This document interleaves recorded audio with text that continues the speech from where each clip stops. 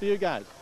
And as you look at the weather conditions, clear skies, 65. The wind not much of a factor here, but I did see both coaches, Sam, tossing grass up in the air just to see how brisk it is. Every once in a while, you get a little stiff part of that wind, and it could be a factor. You know, Randy, as you pointed out, the last team to score may win, and who's to know it's not going to be a field goal today by either one of these ball clubs. So I think we're in for quite a treat. I think what we're going to see in this ball game, certainly today, coming from Western Carolina, is that they're going to open up with trying to establish a running game. They will throw if they need to, but certainly they're going to try to see that Chattanooga defense can stop a rush before they start opening up with the throwing game. And they, of course, will be kicking off. And for Chattanooga, they too will be trying to see what they can do about establishing, as I pointed out, a little more balance. They want to try to run the football. You mentioned Ellison.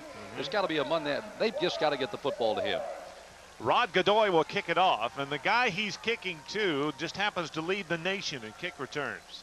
That's Kerry Hayes, number 3 in white for Western Carolina. He leads the nation. He's returned 2 already for touchdowns this year. He's returned 2 in one game before, which ties a 1AA record. And he has 5 career touchdowns. Into the wind, a short kick taken with a fair catch at the 27-yard line by Western Carolina's Chris Houston.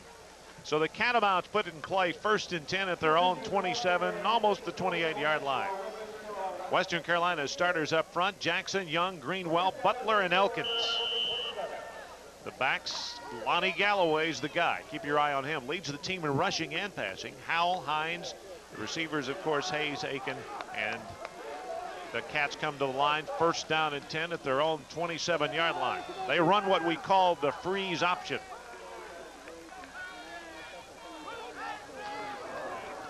Galloway going for the home run on 1st down. He's got Hayes there at the 25.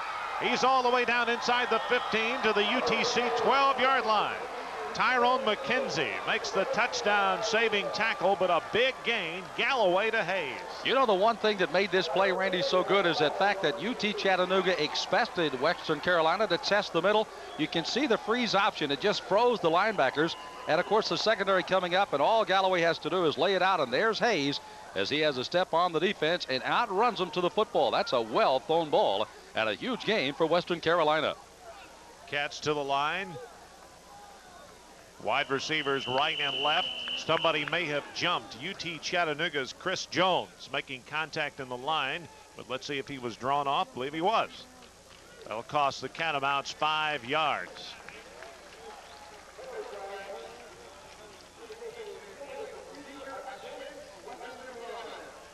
That was a 61-yard gain a moment ago on the pass play from Galloway to Hayes, and as we mentioned, they can light it up in a hurry. Galloway is their best threat as far as throwing the football out, but look for several other guys to be able to get under the football, and look for Aikens if they elect to throw. I think they're going to run it here as much as they can now. Pitch back goes to Mark Howell, the tailback. Anton Goldwire makes the tackle for UTC after a gain of about 4 yards around the right side. Randy, both of these defenses have to defend from the outside in, which means the corners have to widen out a little bit more and funnel it back to the inside. Defensive linemen for UT Chattanooga have to neutralize as much as they can on the line of scrimmage because their linebackers make so many tackles. You look at the defensive starters for UT Chattanooga.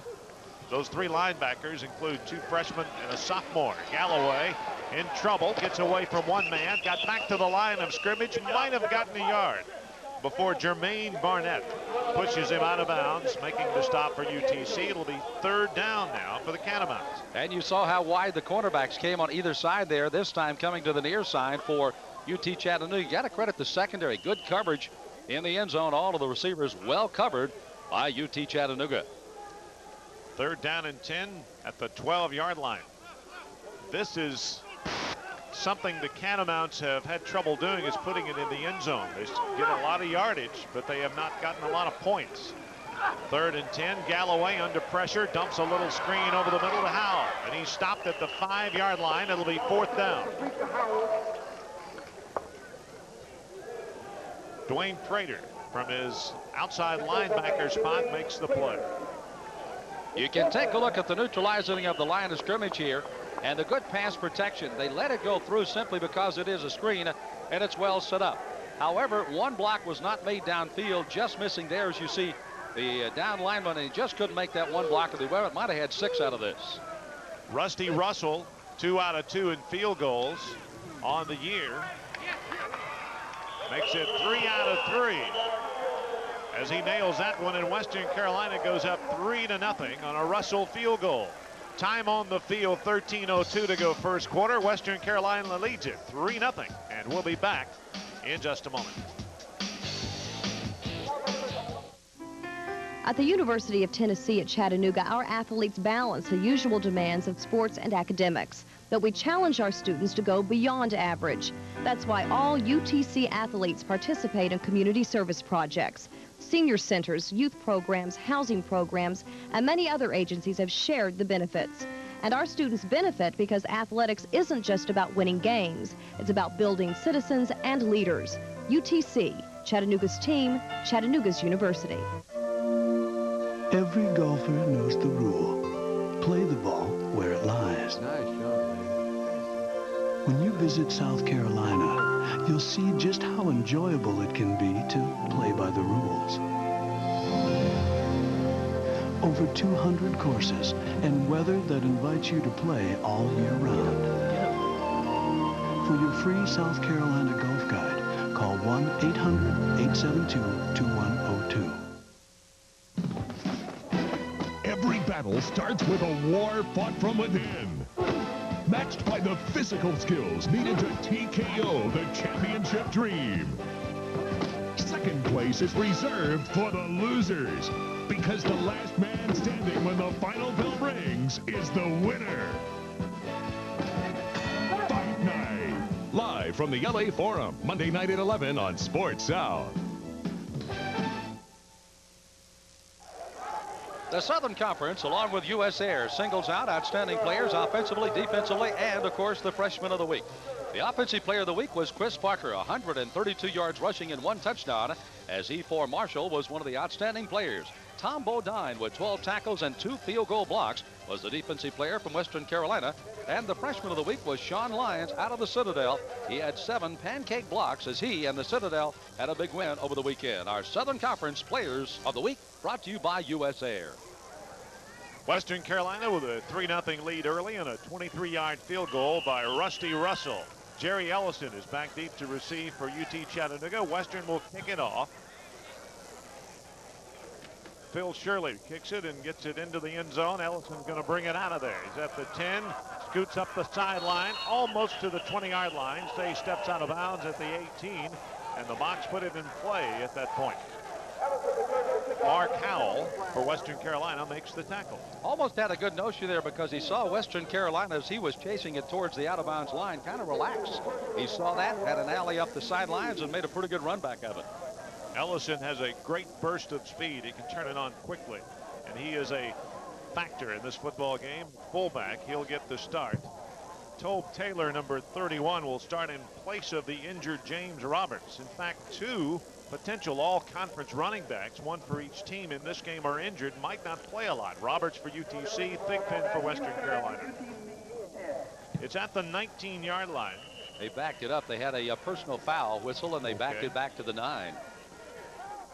So the best laid plans, as they say, Randy. Right. 1st and 10 from the 9, half the distance. Kenyon Earl, 1 running back. That's Taylor. Ellison gets the ball. He crosses the 10 to about the 13-yard line before he's tripped up in there for Western Carolina by Mario McGrew, right inside linebacker. Here are the starters. Quanta Vance, Norman, Griffith, Boston, and Matt Smith at 306 pounds in the front for UT Chattanooga. Earl and Ellison, Taylor in the backfield. The receivers, Hall, Acree, DeMarco, Kemp. Perhaps the league's outstanding tight end, one of several. Again, the lone running back is Ellison. He gets the call again, straight ahead. Not much there. The front of that Western Carolina wall stops him maybe a yard. Randy, not totally surprising that they're going to the run. They're 7th in the league overall in rushing offense, and they wanted to see what they could do against this defense for Western Carolina, try to establish it to open up the running in the passing game. Of course, if you're this deep in your own territory, you don't want to get too cute offensively, so that may have something to do with it. Big 3rd down play early here, though, for UTC. Derek Hall comes wide right. Owens wide left. Pass over the middle, caught. by the tight end, Rusty Wright. Wright got the first down. Beautifully thrown pass by Kenyon Earl. Stanley Merrill makes the tackle for Western Carolina. That was one of those times where Western Carolina expected the sprint out, but it was a straight drop back, and that freed the tight end right over the middle, and he was wide open inside the linebackers and the deep drop as they were looking for either a sprint out or something over the middle, but not from the tight end. Good play by the Mocs. Derek Hall comes wide right now for UTC. Again, the lone setback, Ellison. He gets the call around the left side. And not much there. Western Carolina got him after a gain of about a yard. Julius Grant was in on the tackle for Western Carolina. Gets credit for the stop after a pickup of 1 yard from Mr. Ellison. It'll be second down. You know, Randy, when UT Chattanooga took a look at that stat sheet against VMI, losing by the score of 35-29, they had quite a shock. 27-19 in first downs for VMI. And on the other side, as far as rushing is concerned, 410 yards for the Keydets in that ball game, and again produced the big victory over Chattanooga. Steve Hodgen, the head coach of Western Carolina, takes a look. There's the play action. Roll to the left by Earl. Tripped up, keeps it himself shy of the 35-yard line is Kenyon Earl. The flow went to the right. Earl went to the left, but Western reacted beautifully. Billy Bumper from his right tackle spot was there. And again, just as we said a moment ago, that Western Carolina is going to have to do the same as Chattanooga, and that's turn it in from the corners. Now watch as the pursuit comes from the outside down and funnels it right back into the help. There it is right at the 30-yard line. It was a slight gain on the play, but when Earl gets the ball in the open field, he can be very, very dangerous. Mocs have it third down, just a little more than 6 yards to go. The last time they had it 3rd and 6, they converted. Out of the I formation. Earl with a straight drop. Plenty of time. Pass caught by Derek Hall. They mark his forward progress at the 44, and it is a moccasin first down. Jay Brathwaite makes the tackle from his left corner position, and the Mocs again convert the third down play. Derek Hall has had a 73-yarder that he's received already this year, 9 catches for 189. Did a great job of coming back to this football that kind of floated, but just got himself past the necessary yardage. As you see Earl's pass kind of floating on him, he got for the first down and then was banged back. 1st and 10, however, for the Mocs. Bobby Acree comes wide right. Tobe Taylor gets away from one man and was tripped up for a yard loss. Number 73, Jim Tully, from his left defensive tackle spot for Western Carolina, makes the tackle for the Cats. You know, Randy, it's unfortunate we don't get to see James Roberts, who has been the everything back here with over 3,000 yards running out of there. Tobe Taylor having to fill in, but fill some very big shoes here for UT Chattanooga. Roberts has had a great career, yet it has been plagued with injuries. Yes.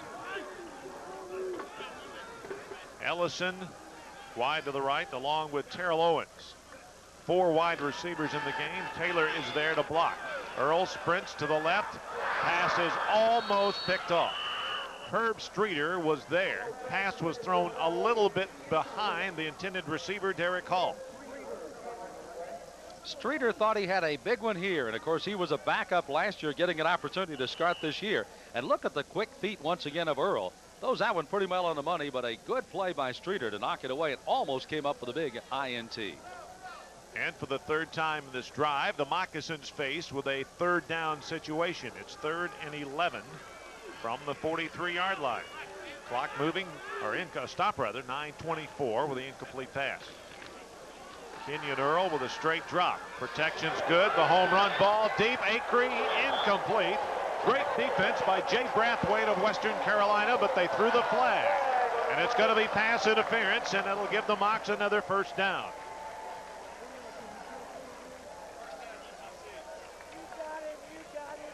This is nothing more than just a bump at the line of scrimmage and then fly. And as you watch when the ball gets at the other end, this is a very well-timed defensive play, but the official, watch where he is on the play. He is right there, and look at the left hand is right on his shoulder. And there's another look at from the way Earl would take a look at it. First down for the Moccasins at the Western Carolina 42-yard line, almost the 42, 41 and a half, we'll call it. You know, not a bad penalty, though, because you know you're beaten. You take the penalty at the line of scrimmage, and you save yourself 6. So not all that bad for Western Carolina in this particular incident. Acree holds on to that ball. He might have scored. Yes. So really wasn't that bad a call. In stride, I might add. Earl on first down. Taylor on the draw. Gets around to the left side. Nice job of pursuit by Western Carolina. Herb Streeter, the first man to get to him. Julius Grant followed up for Western. And Taylor picks up about 4 as he scoots around the left side. That time UTC, Randy, gave us a little bit of a different look. They flooded one of the zones, which dropped the corners and the linebackers back. And then, of course, the handoff on the I draw. And a good job of running on the outside there by UT Chattanooga. And Taylor almost got themselves some big yardage. They had to have support from the linebackers and finally got it from the safeties. Second down for the Mocs. I formation. 3 wide receivers. First man through is Ellison. Stopped shy of the 35. Tony Johnson, Billy Bumper up there up front for Western Carolina making the tackle. It'll be third down again.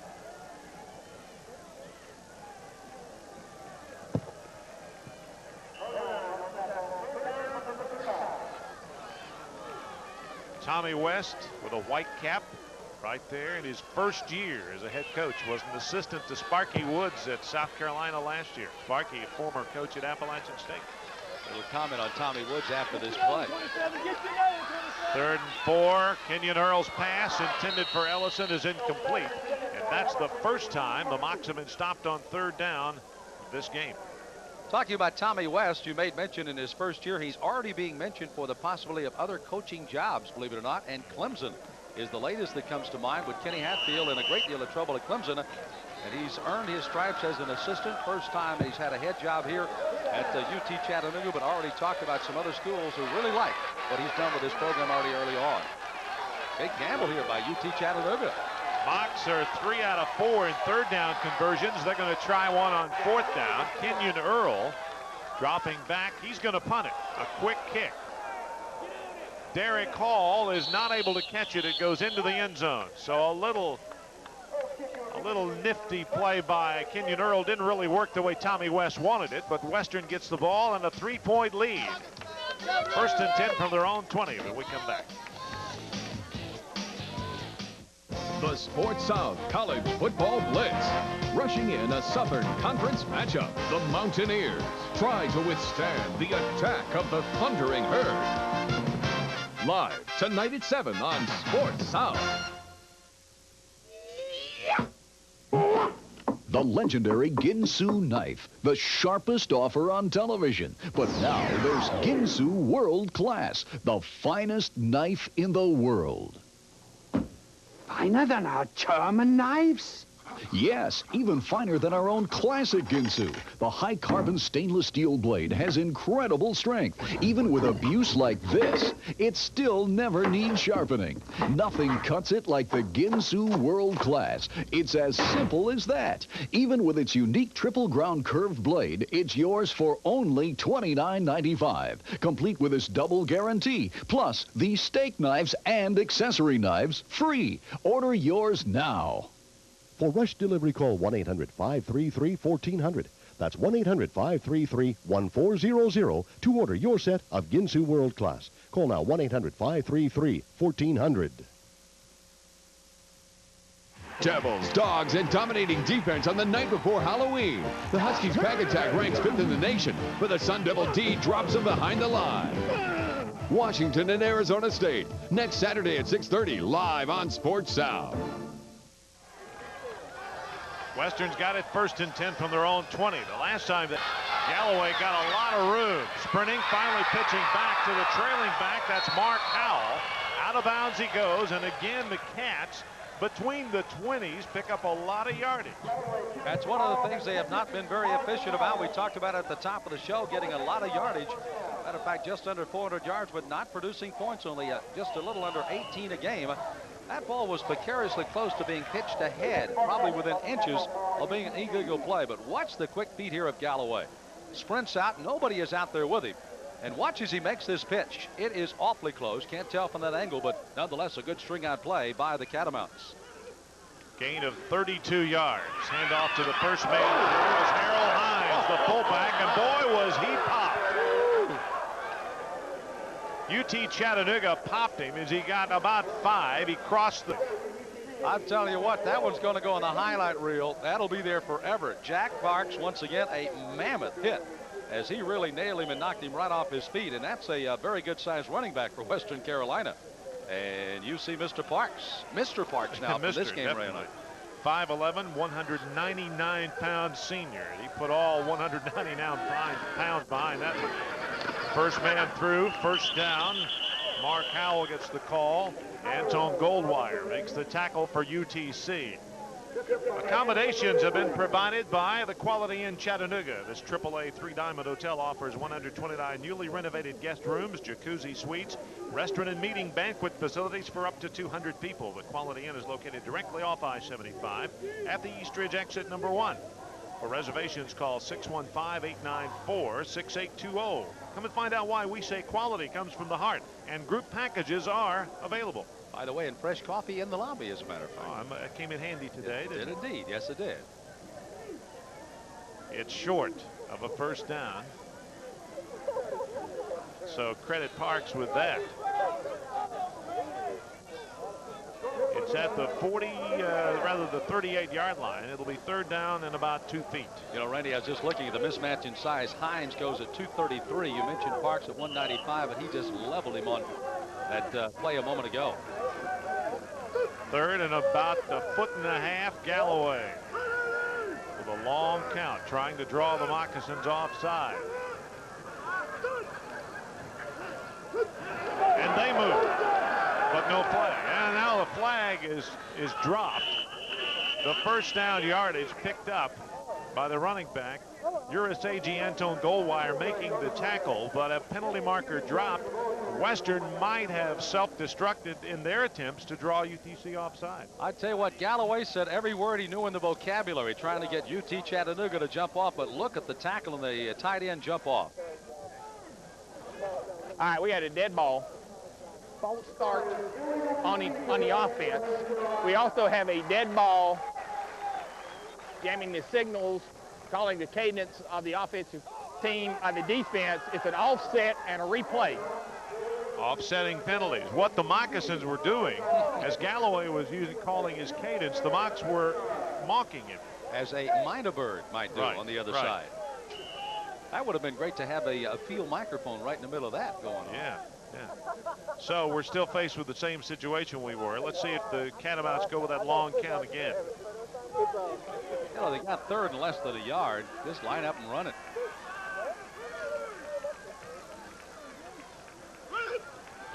Galloway, first man through, first down and then some. That's Harold Hines, who averages almost 4 a carry. Jermaine Barnett makes the tackle, but not before Hines gets the first down. This is a nice seal-off block on the left side of that Catamount line.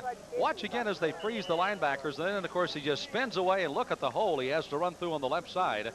And makes yardage on his own as he gets it down to the 29. That's a fine block by Western Carolina, and an excellent run on the spin by Hines. They mark the ball just inside the 30.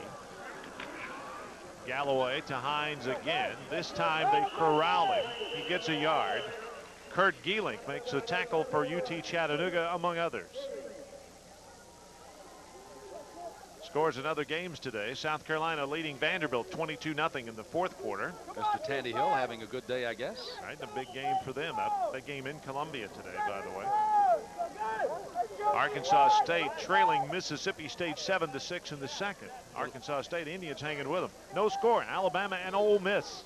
That game in Oxford today. That's a big game. And Clemson beat East Tennessee 27-0. Back to this game, 2nd and 9. Galloway, a keeper around the right side, keeps it himself, gets good yardage, almost to the 20. David Storm makes the stop for UT Chattanooga, but not before Galloway gets a big gain. Stop shy of the 20-yard line. You know, in talking to Western Carolina coaches, Randy, as we take a look at some of the other scores, and look what Southern's doing to BMI today at a 24-0 score early on, and the Air Force over the Citadel, 21-0. And, of course, some of the other scores we'll bring you up to. But the Western Carolina coaches, they say they love the option and they love the way, of course, Galloway runs it. But every time he's out there on the sprint-out draw, they just kind of hold their breath. He has been very durable, and they hope that it keeps up for the rest of the year. Full house in the backfield. First down and then some. The ball carrier, Mark Howell.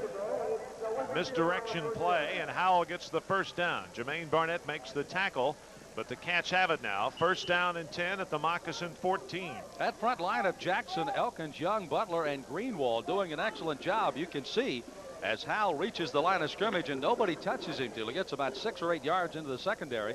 And this young man that hails from North Carolina comes up with a big gain again. 2 backs behind Galloway. The Cats obviously content to grind this one out. Inside handoff. Hines, the fullback. Not much there except the middle of the Moccasin defensive front. This was the offense, Randy, that they told us they might run at the start of the game, and boom, they come out with that long 61-yard pass. Kara Calloway, Urasagi making the tackle for UT Chattanooga. Gain of a yard. It'll be second down. 7-4 last year for this Western Carolina ball club, and they even went so far as to be named as the preseason #1 team by Sports Illustrated. And the jinx has struck. They're 3-3, but 3-1 in the conference. There's their head coach, Steve Hodgen, the conference coach of the year last year. Galloway on that freeze option. The pitch back to Howell, the tailback, and he's clobbered as he gets inside the 10-yard line.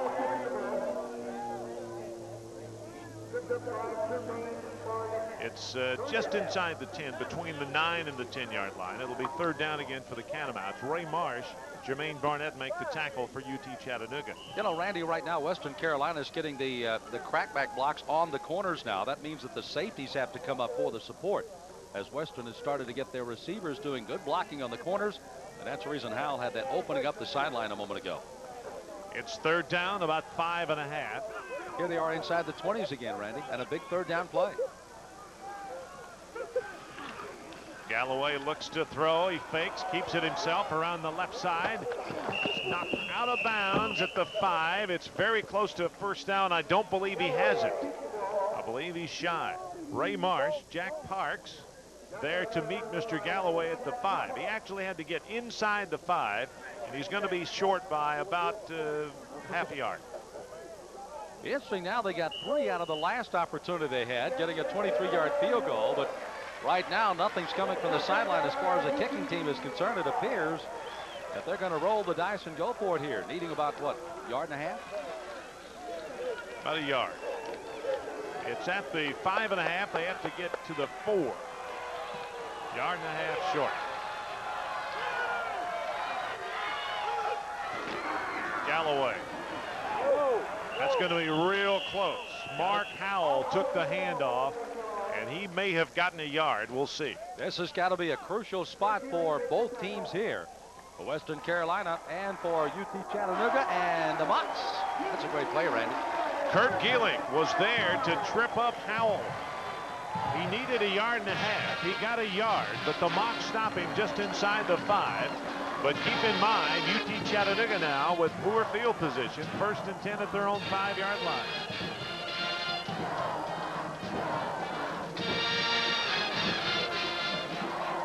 Let's see what the Mocs can do with it. Western Carolina leads it 3-0 with 2:22 to go here in the first quarter.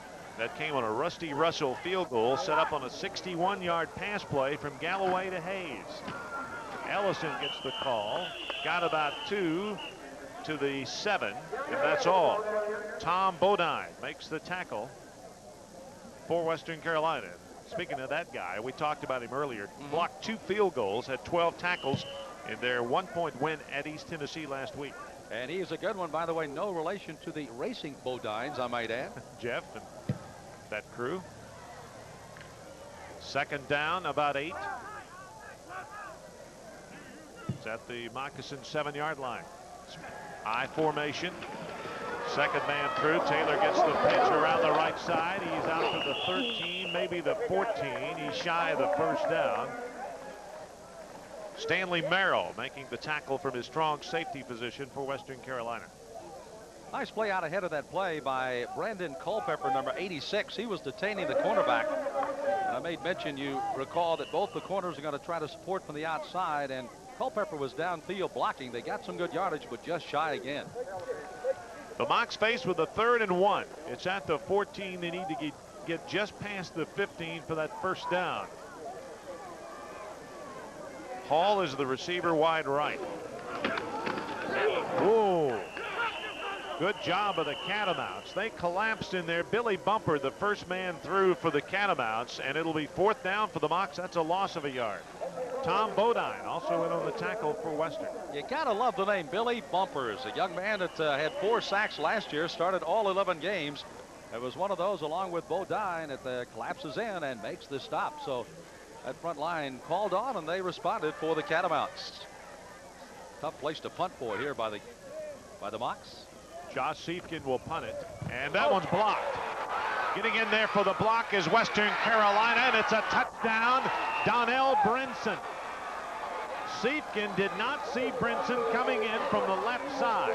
He was all over him, blocked the ball, picked it up on the 1-yard line, and kind of scooted into the end zone.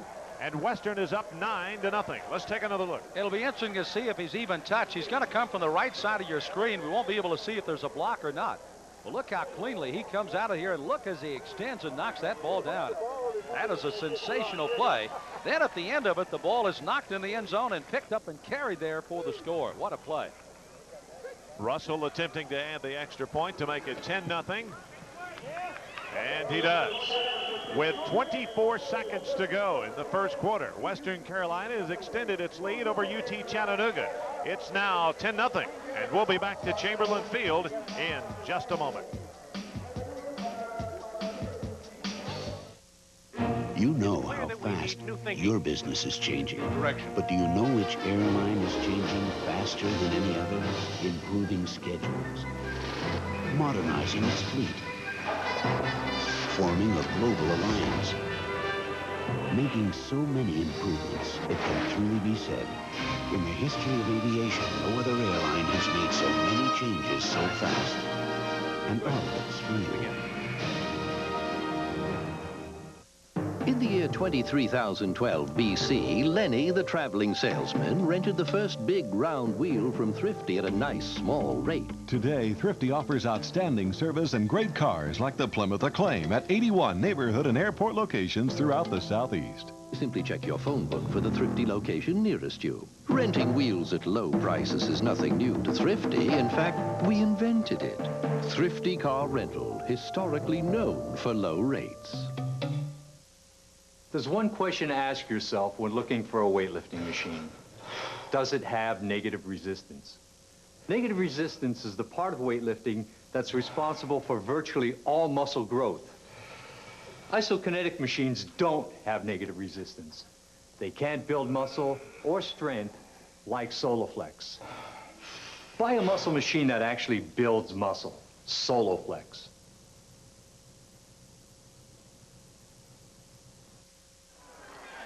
While we've got a moment, we want to remind you the announcers for this game have been contracted for and approved by the Southern Conference and Sports South Network. Any use, rebroadcast, or other transmission of this game without the written consent of Southern Conference, Sports South, and Creative Productions is prohibited. Ellison backs up to the 1-yard line. Up the left side goes Jerry Ellison to the 20, crosses the 20, still on his feet, and out of bounds, shy of the 30-yard line. Good return by Ellison.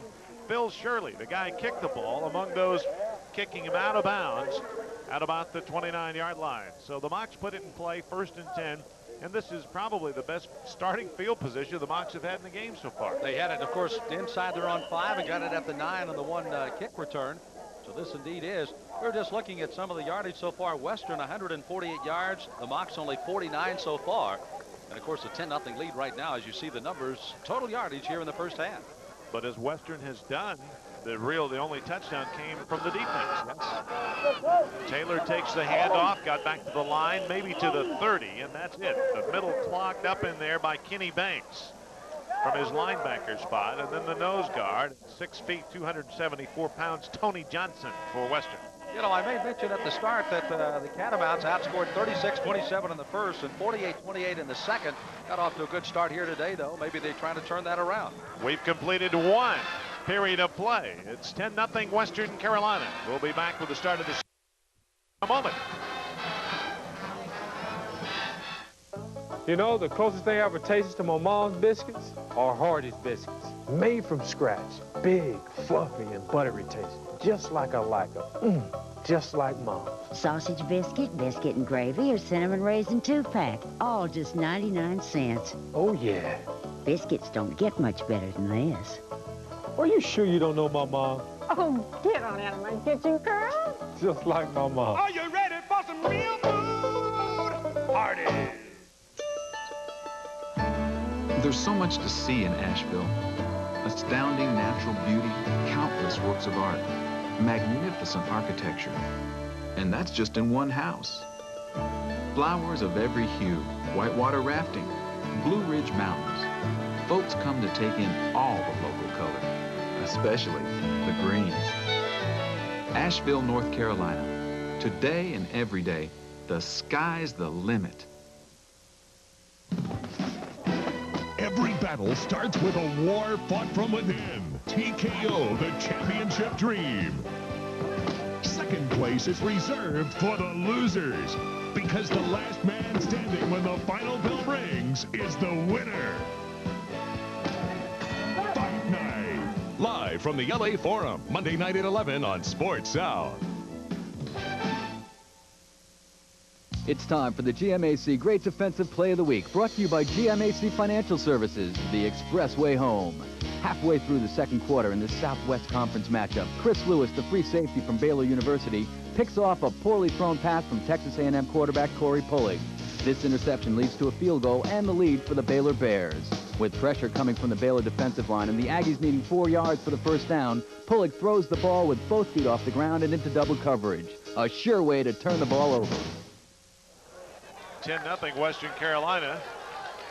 Mocs have the ball, though. Second down and 8 from their own 31 as we start play here in the second period. Wide receivers right and left. Acree makes the catch, and he's clobbered at the 35. That's shy of the first down. It'll be third down for the Mocs. Herb Streeter, Julius Grant make the tackle on Bobby Acree. Defense that time, Randy, pretty much in a zone. They released from the line of scrimmage, letting the secondary pick up the backs on the fly. Linebackers taking anything underneath, and again, they got good support after the ball was in the air. 3rd and 4 with the football resting almost at the 36-yard line. It's actually less than 4, about 3.5. Another big third down play for the Moccasins. Again, twin receivers right and left. Kenyon Earl's pass beautifully caught by Terrell Owens at the 47. It's a first down for the Mocs, and how in the world did Kenyon Earl thread the needle that well? That was a well-thrown pass. You know, it's almost one of those, just like in a three-point shot in basketball, you say, oh no, and it goes in, and you say, oh yes. Looked like he overthrew his primary receiver here early. That was the man you were looking for, and then slow and behold, coming from behind, making a great catch, and they needed that very badly here for Chattanooga. It's at the 47, first down and 10. Again, twin receivers right and left. The lone setback is Taylor. Kenyon Earl drops straight back, and he's sacked. Tony Johnson records the sack for Western Carolina. The Cats had 13 as a team coming into this ball game, and that was number 14. No secret about the 3 down linemen are 4 when they go to their 4-3, and that's just lay your ears back and you see it right straight up the middle of the field. And they got the inside containment, and Earl had no place to go. Good strong rush there by that front line of Western Carolina. Now it's second down 17. We back it up to the 40. Again, 2 wide receivers left, 3 to the right side. 5 out altogether, no protection in the backfield. Earl's pass is caught by Terrell Owens at the 40. It's a first down as he fights his way forward to the 35. Tom Bodine makes the tackle for Western Carolina, but not before Terrell Owens gets the first down. Several of the people talking in the press box actually for both of these clubs, and that was to get the ball in the hands of skilled people. Certainly when Earl throws, he's got to look for this man in Owens, and he almost made even a bigger gain out of it. A little head fake there, but you see the support, and he's off his feet, but almost spun away. But he did get it in the hands of a skilled person that can make something happen for the Mocs. Both these teams have excellent wide receivers, and they've proven that so far in this ballgame. First down and 10 from the 36. Earl again back to throw. Pass is wide of Jerry Ellison at the 30. It's incomplete. It'll be second down for the Mocs. Actually, the first time Earl's really thrown a real bad pass that time, as Ellison didn't have even a prayer getting a hold of that one. Second Otherwise, down. he's been pretty much right on the money. Right. The only other time he missed close to that badly, Ellison was the receiver coming out of the backfield. It's at the 36, second down and 10 for the Moccasins. They have not lost more than one in a row, nor have they won more than one in a row. It's kind of been an up and down, win-lose situation. For both teams, as a matter of fact, both of them going 3-3 that way. And Kenyon Earl dropped the football. There's a big pile up as again the Mocs sent 5 wide receivers out. It's been recovered by the Mocs, a loss of a yard, and now it's 3rd and 11 at the 37-yard line. Bryant Wiley making things happen in the middle for Western Carolina. Probably the exchange between Kenyon Earl and Chase Griffith as center. Here's the snap, but let's see if it ever got there. I don't believe it did. He just started backing out too quickly. Griffith put it up pretty nicely. Chase, who started the first 4 games last year but went out with a ruptured appendix after the 4th game, and the starter today for Tennessee Chattanooga, but again it never got once again to Earl. Timeout on the field. The Mocs call it with 12:06 in the first. Western leads it 10-0, and we'll be back. I started college with a basketball scholarship. I thought nothing could stop me. But one night I did get stopped. What I learned is that drinking less than everybody else doesn't make you a designated driver. The bad news is I lost my license and my scholarship. The good news is I found a job to help with tuition. The hard part is all this is over.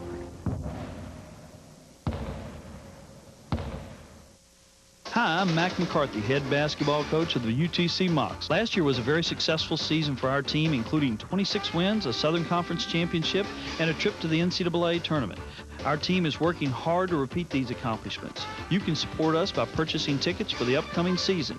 Tickets are reasonably priced for the whole family, and you'll love the halftime entertainment too. Joining the famous Chicken will be the Philly Fanatic, the Bud Light Daredevils, the Sugar Mocs, and much more. So call 755-4148 for tickets today. The average Grand Prix lasts but a few hours, unless it's a Grand Prix started with a genuine Delco Freedom Battery. Delco's rated tops for taking the pole position in starting power and excelling in reserve capacity. Helps keep your engine in the race for a longer, more reliable life. AC Delco. It's like buying time. Now through December 4th, get started with up to $14 cash back on Delco Freedom batteries. 10-0, Western leads it.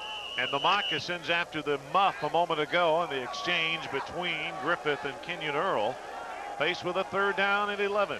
Again, 5 wide receivers out for the Mocs.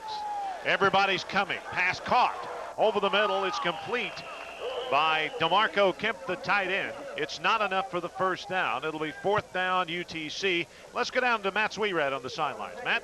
Okay, Randy, I'm here with Karen Kemp, who's the senior women's administrator here at UTC. And Karen, I know one of the hot topics around NCAA in all the sports is women's gender equity. Let's get this question addressed right now. Yes, gender equity is a very hot and important question and issue that's going on today. I believe that it's important because women should have the same opportunities that the men have. I understand that most of your men's programs do bring in most of the money, but as far as academic help and training situations and scholarship opportunities, I think women should have the same. I'm happy to say that UTC is moving in the right direction. We have just added a softball program, which I think will be at the top of the conference.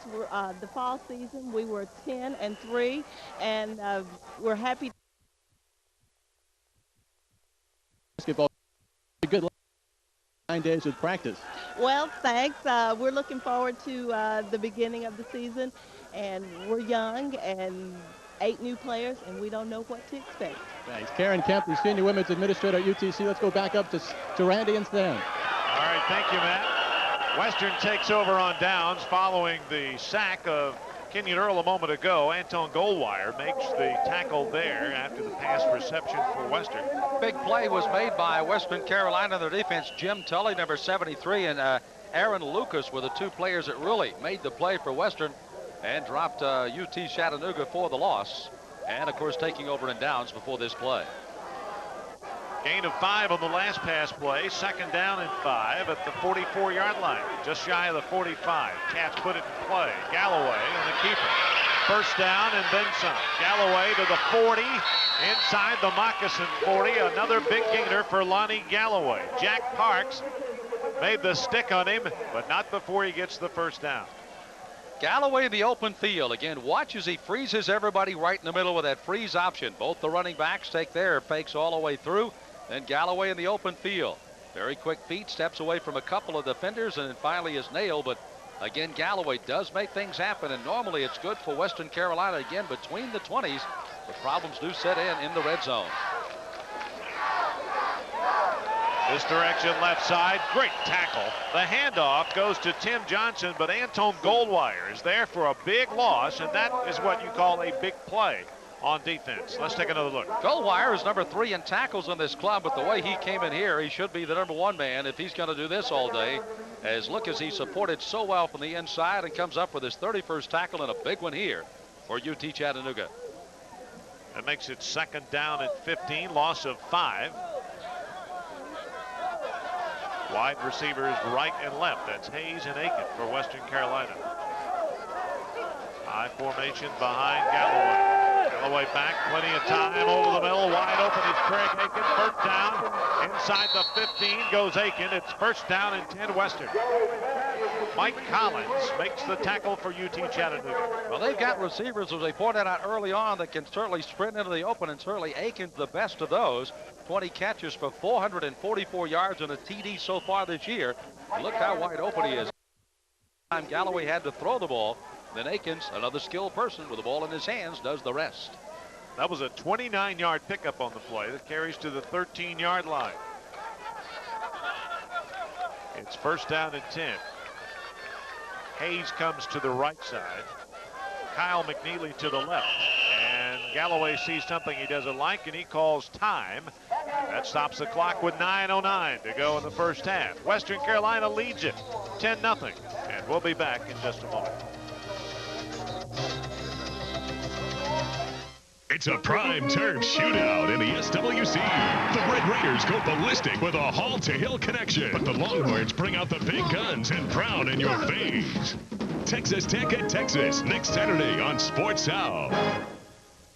Thinking about getting in shape is the first step. The next step is easy. Introducing Easy Step. Now you can enjoy the benefits of stair climbing in the comfort of your own home. Step by step, you lose weight aerobically as you firm and shape buttocks, thighs, and calves. The free step-in system adds an upper body workout to tone all major muscle groups. Scientifically engineered hydraulics provide just the right amount of resistance, and it's so portable, you can Easy Step anytime, anywhere. There's no assembly required, and Easy Step comes with an amazing 5-year warranty. Unlike this $1,000 monster, Easy Step can be yours for 3 easy payments of $33. Exclusively available from Fitness Effects. So take the Easy Step to a younger, firmer-looking you and order now. Don't be fooled by imitations. Just call 1-800-533-1400. We'll bill your credit card 3 monthly payments of only $33 plus shipping and handling. To order your original Easy Step, call 1-800-533-1400. Trackside. It's the inside track. The teams, the cars, the drivers, and all the pre-race talk with host Eli Gold. Sports South Trackside. Tomorrow morning at 10, live from Rockingham, North Carolina. Don't forget about the Southern Conference basketball tournament in Asheville, North Carolina. What a great tournament this is. It's now over 4 days as we have 10 teams in the league now. March 3rd through the 6th at the Asheville Civic Center. We'll talk about that on and off. Split backfield for the Cats. First and 10 at the mock 13-yard line. Motion to the near side goes Hayes. Galloway dumps it out here to Harold Hines, and Harold Hines is stuck inside the 10, but he got about 5 to the 8. Well, here once again in the red zone, Western Carolina trying to create something. They've had the ball, they've tried to run it, they've tried the sprint out draws, they've had, of course, the option play run by Galloway. This time they take wide receivers down, try to take the defensive down, all along with the linebackers, and throw it underneath. Let's go back down to Matt on the sidelines. Matt? Hey, Randy, now I'm joined by Mac McCarthy, the head basketball coach here at UTC. And, Coach, a great season last year, 26-7. You won the Southern Conference Championship and went on to the NCAA tournament. It was a fun year. We had a good group of seniors that led us through a great year, and we're looking for big things again this year. What do you see for this year's club? And also, how about the Southern Conference on a whole? Well, we lost 5 seniors. That's awfully tough, but the conference is better and better, but it's a great basketball league, and we should have 3 or 4 teams capable of winning the thing. I hope we're one of them. Great, Matt. Good luck. Let's go back up to Randy. All right, thank you, Matt. Good job. 3rd down at the 8-yard line. It's 3rd down and 5. And again, Western faced with a 3rd down play after the incomplete pass intended for McNeely in the corner. Key number 1, be more efficient with your offense inside the red zone. They've had problems scoring. Let's see if they make a turnaround here. Aiken and Hayes both wide left. Galloway rolls that way. Pass is caught, but incomplete. They rule it incomplete. He was out of bounds, and credit Mike Collins with making a good play defensively on Aiken. Collins again right on top of this play. Look at the sprint, and you saw, of course, that Galloway was hit just as he let it go. Ball flying out a little more, and the player that catches the ball has to be given the opportunity to come down in bounds. He was not close enough to the sideline, and they ran him right out of bounds for the incompletion. Rusty Russell trying to go 4 for 4 in field goals, and again contact in the line. If somebody jumped, that'll cost the Cats 5 more yards. Randy Gruber jumped off for UTC, but was he drawn off? Dead ball. Offside on the defense. Ooh, that hurts. So now Western looks at it differently. Let's see if that gives them a 1st down. They'll have to stretch the chains out here. It was 4th and 5 and a 5-yard penalty.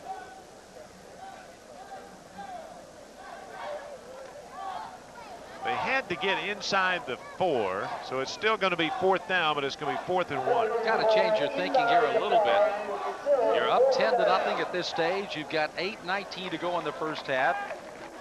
Of course, UT Chattanooga offensively has not been able to even threaten you so far. And I think they have redialed another play here for the Catamounts. Here comes Galloway. Mox adjust as the Cats go for it. It's 4th down, less than a yard. The ball's on the 4. They've got to get inside the 4, almost to the 3 for the 1st.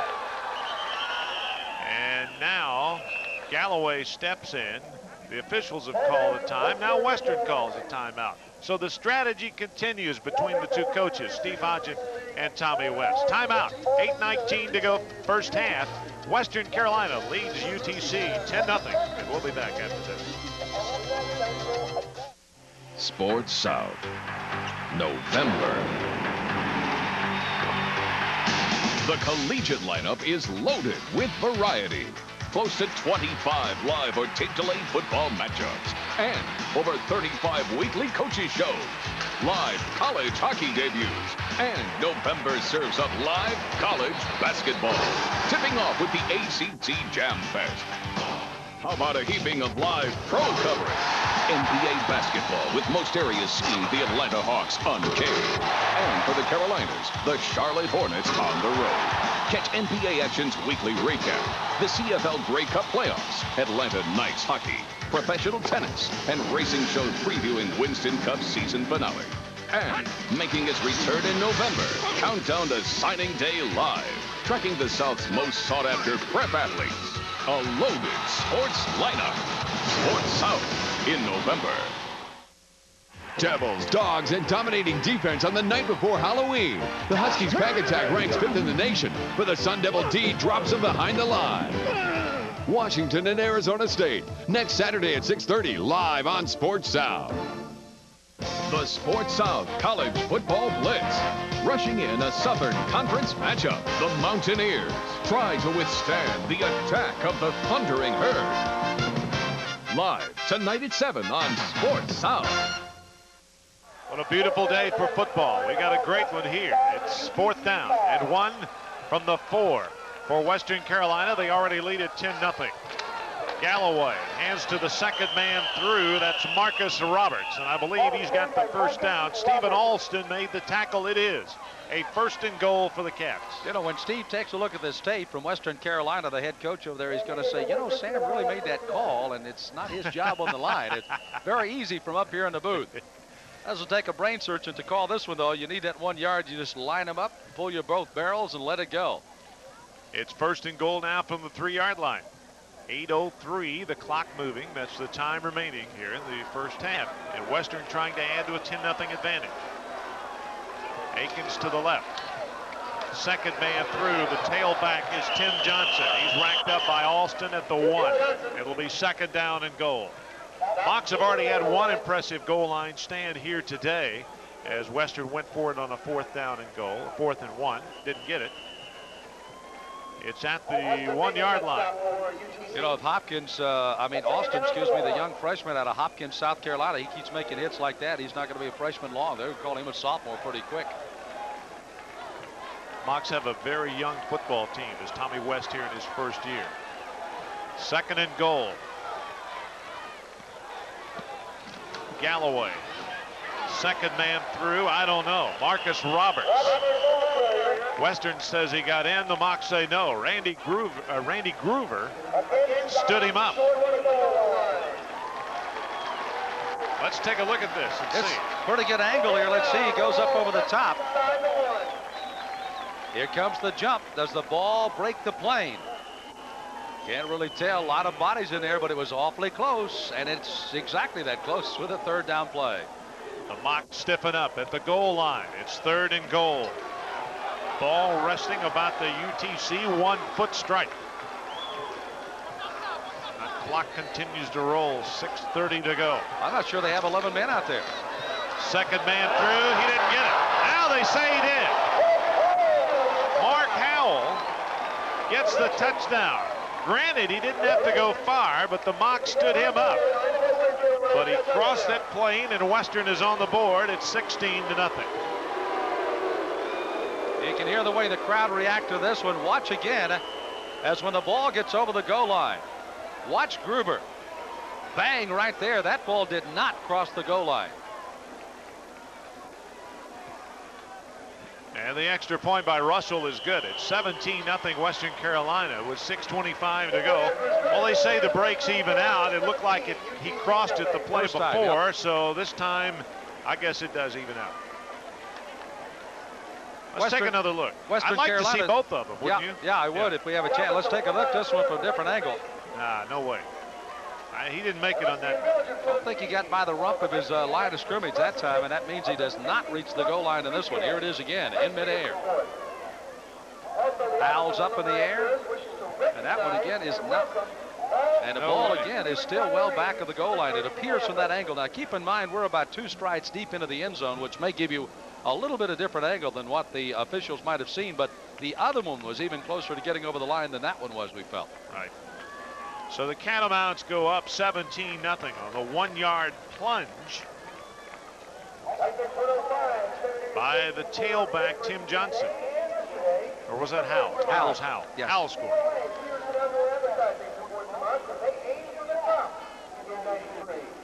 So the Mocs have their work cut out for them now. 6:25 to go. They'd love to get on the board here at least once before this half. And with 6:25 and their offensive personnel, they can certainly do it. Shirley will kick it off. Short kick taken by Ellison at the 7. Up the left side. Ellison first past the 25, goes out of bounds at the 27, and the Mocs put it in play. First down and 10 at their own 27-yard line. Anthony Quinn, not the actor, but the football player, knocked him out of bounds. You know, this is the second time, Randy, that UT Chattanooga's had good field position.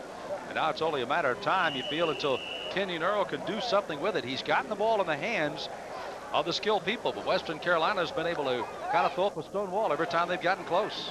Western ate up almost 5 minutes of the clock, 11 plays, 61 yards. Howell got the score on a 1-yard run. Kenyon Earl back to throw. Pass is caught.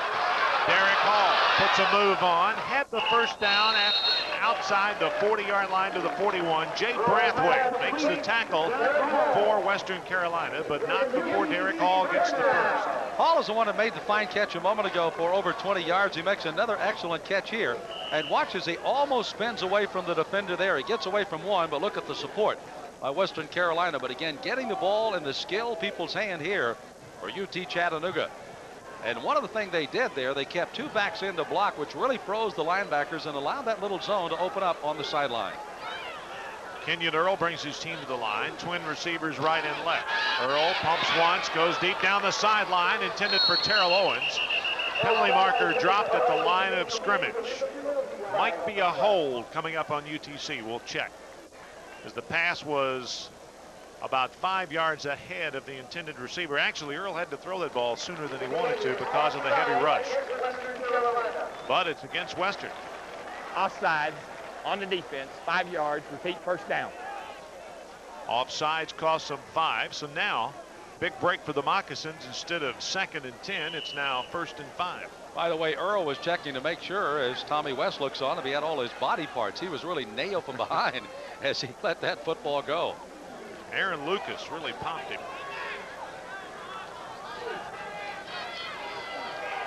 I formation behind Kenyon Earl. Keeps it, whistle blows. Boy, was he stacked up that time by Kenny Banks, the left outside linebacker. Earl may have to shake the birds out of his helmet before he can take another snap. Dead ball, false start on the offense, 5 yards, repeat first down. So what's the old saying? The good Lord giveth and the good Lord take it back away, in time. Right? Yeah. He took the 5 back, so now we go back to 1st and 10 at the 41. That was following the 14-yard gain on a moment ago in the pass play. Right tackle just moving off for the Mocs. Unfortunate for them after getting a break again on the offsides on Western Carolina, trying desperately to get something going here in this first half.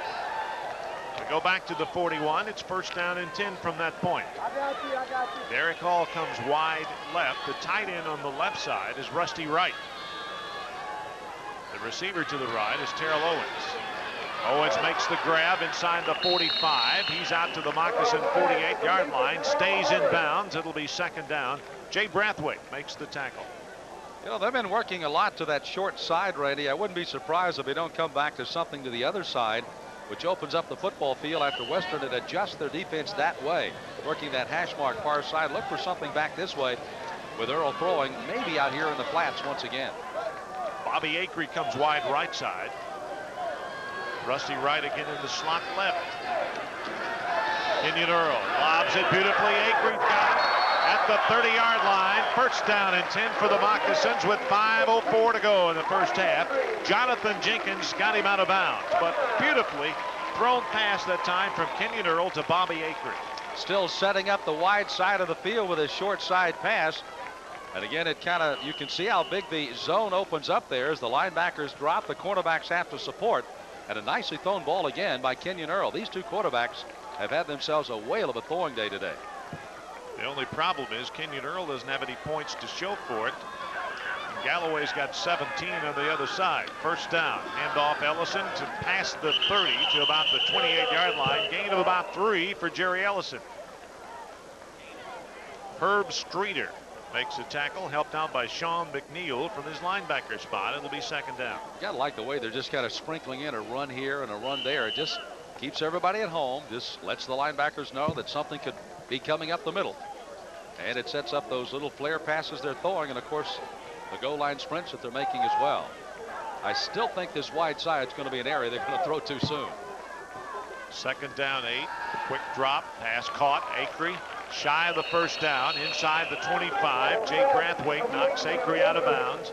It'll be 3rd down upcoming for the Mocs. Western just letting those passes go the 5, 6, 7 yards and getting support from the corners and from the safeties. Well, again, linebackers and the corner on the other side. Free safeties having to go over to the short side to cover what they're throwing right now. And as the old saying goes, if it ain't broke, don't fix it. And that's what East Tennessee's doing right now. Or excuse me, University of Tennessee at Chattanooga is doing right now, is just simply taking what they're being given.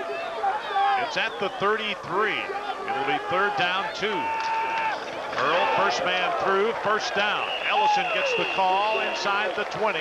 Mocs have it 1st down and 10. Kenny Banks makes the tackle for the Cats. You know, you were saying before the game, Randy, you wanted to see Ellison get in a running type situation. He hasn't had the long gainers today, but he's been very, very steady behind an offensive line that really right now has been pretty much pushed around time to time on the running game in particular by Western Carolina. Line of scrimmage at the 19-yard line of Western. It'll be first down and 10. Mocs from that point. Under 4 minutes, clock moving. Western Carolina leads it. Earl sprints left, throws incomplete. Terrell Owens was there. The pass by Earl a little bit ahead of him. Actually, the pass was intended for number 86 for the Mocs. That's Brandon Culpepper. That's a tough way for, again, Earl to throw. He is running to his left and has to kind of throw across his body.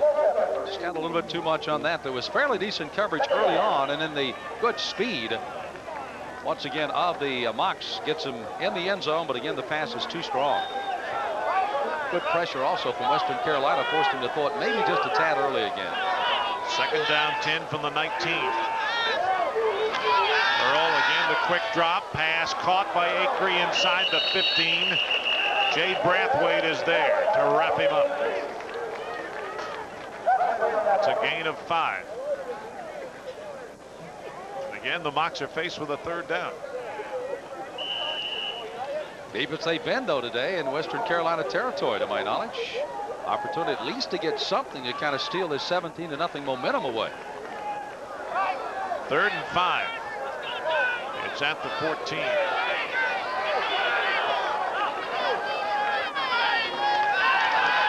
Blitz, pass into the end zone, incomplete. Intended for Terrell Owens, who said he was bumped, but not so.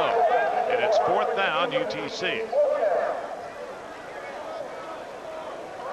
He may have had a gripe. Let's take a look. Terrell Owens says he was bumped as he went in there, but really had no chance of catching that ball. Ball is in the air, and again, you can see the first thing the rule is it's not catchable, and that's the whole thing. He was definitely bumped, but the ball was definitely not catchable by anyone in this stadium. Mocs have Brian Simpson on to attempt. Luke Holcomb will hold his field goal of 30 yards.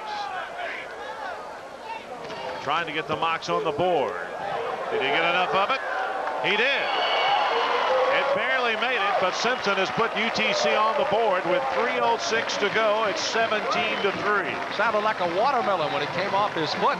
Just almost hung in the foot, but had enough to carry over. And it's not the 6 nor the extra point they needed to take a little of the momentum away, but at least it's a score on homecoming for UT Chattanooga. Get in the red zone and get some points out of this thing. 17-3 the score. Actually, there is time for the Mocs to put something else on the board if they can stop Western Carolina quickly here. But I think it was big for the Moccasins just to get something out of this drive and go into the locker room. If they're now no further than 2 touchdowns, you know, they feel like they might have a chance. You know, Randy, we were talking about the Southern Conference and the race coming down to the wire at the end of the year. There's still a lot of great Southern Conference games that'll have a great bearing on who will win this title this year. And certainly that champion has a very good opportunity to go on as they have in the past, winning 6 out of the last 8 national championships to winning another national title. So a lot of good games wherever you are viewing in the Southern Conference area. Be sure and get out and support your local teams. There's some great football played for the rest of the year.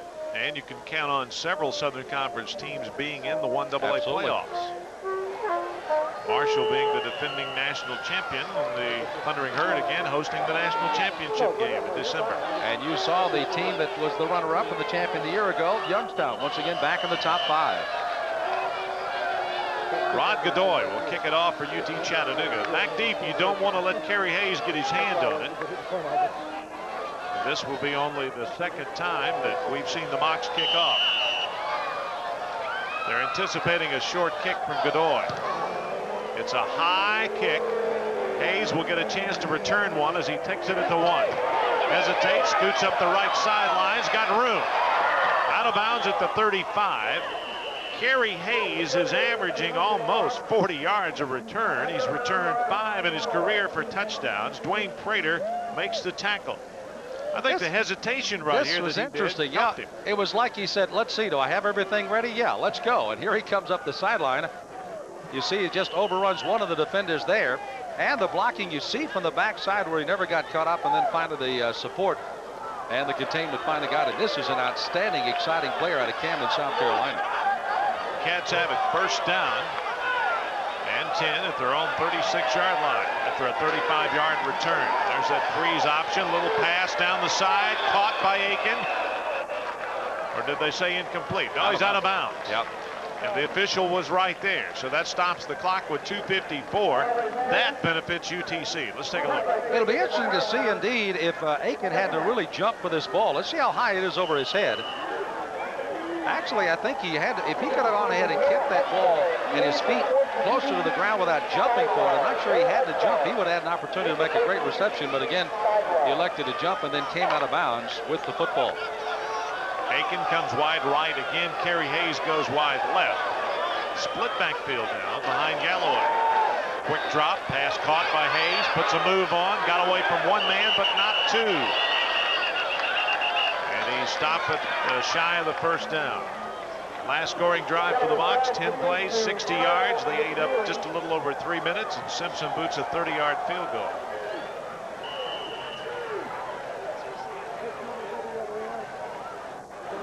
It'll be third down and a long three rather, at the 47.5-yard line. Big play here for both these ball clubs.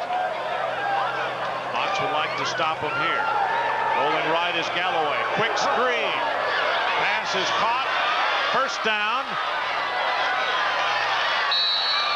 The ball carrier, number 41, Kevin Thigpen, the injured running back, who we didn't expect to see play much, but boy, did he make a great catch. That ball was almost intercepted by the Mocs. Let's take a look. This is a game of inches, and I want to watch this replay again. Look how close.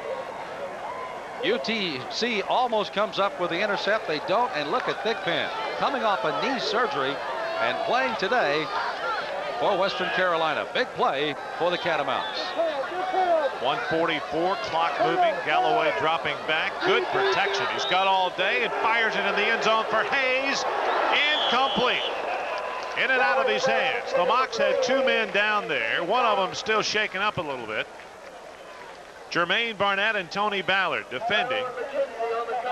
And slow to get up is Tony Ballard. Ballard, I think, fell wrong on his left arm. You can see the wrist and the arm on the left side. And they quickly run the training step out at him as he was in midair along with Hayes. And you saw how close that ball came to be a complete. And I want to tell you, Galloway aired this baby out. Look how quickly he gets this ball released once he decides to let it go. And that one is a perfect tight spiral. And let's see where it hits Hayes. I think it hit him right in the chest. It might have been tipped just out of his reach. Nope, it hit him right in the chest right there. And it was tipped just at the last second. And Ballard's the one that took the fall just before the tip ball. Jermaine Barnett, either if he didn't tip the ball, he created the distraction that took Hayes' eyes off the ball just long enough for it to be incomplete. It's second down and 10. Galloway's going to keep it around the left side. Stays in bounds inside the 35 to the 32-yard line. It'll be third down upcoming for Western. And the clock moves with 1:22 to go. This is a scary quarterback to defend.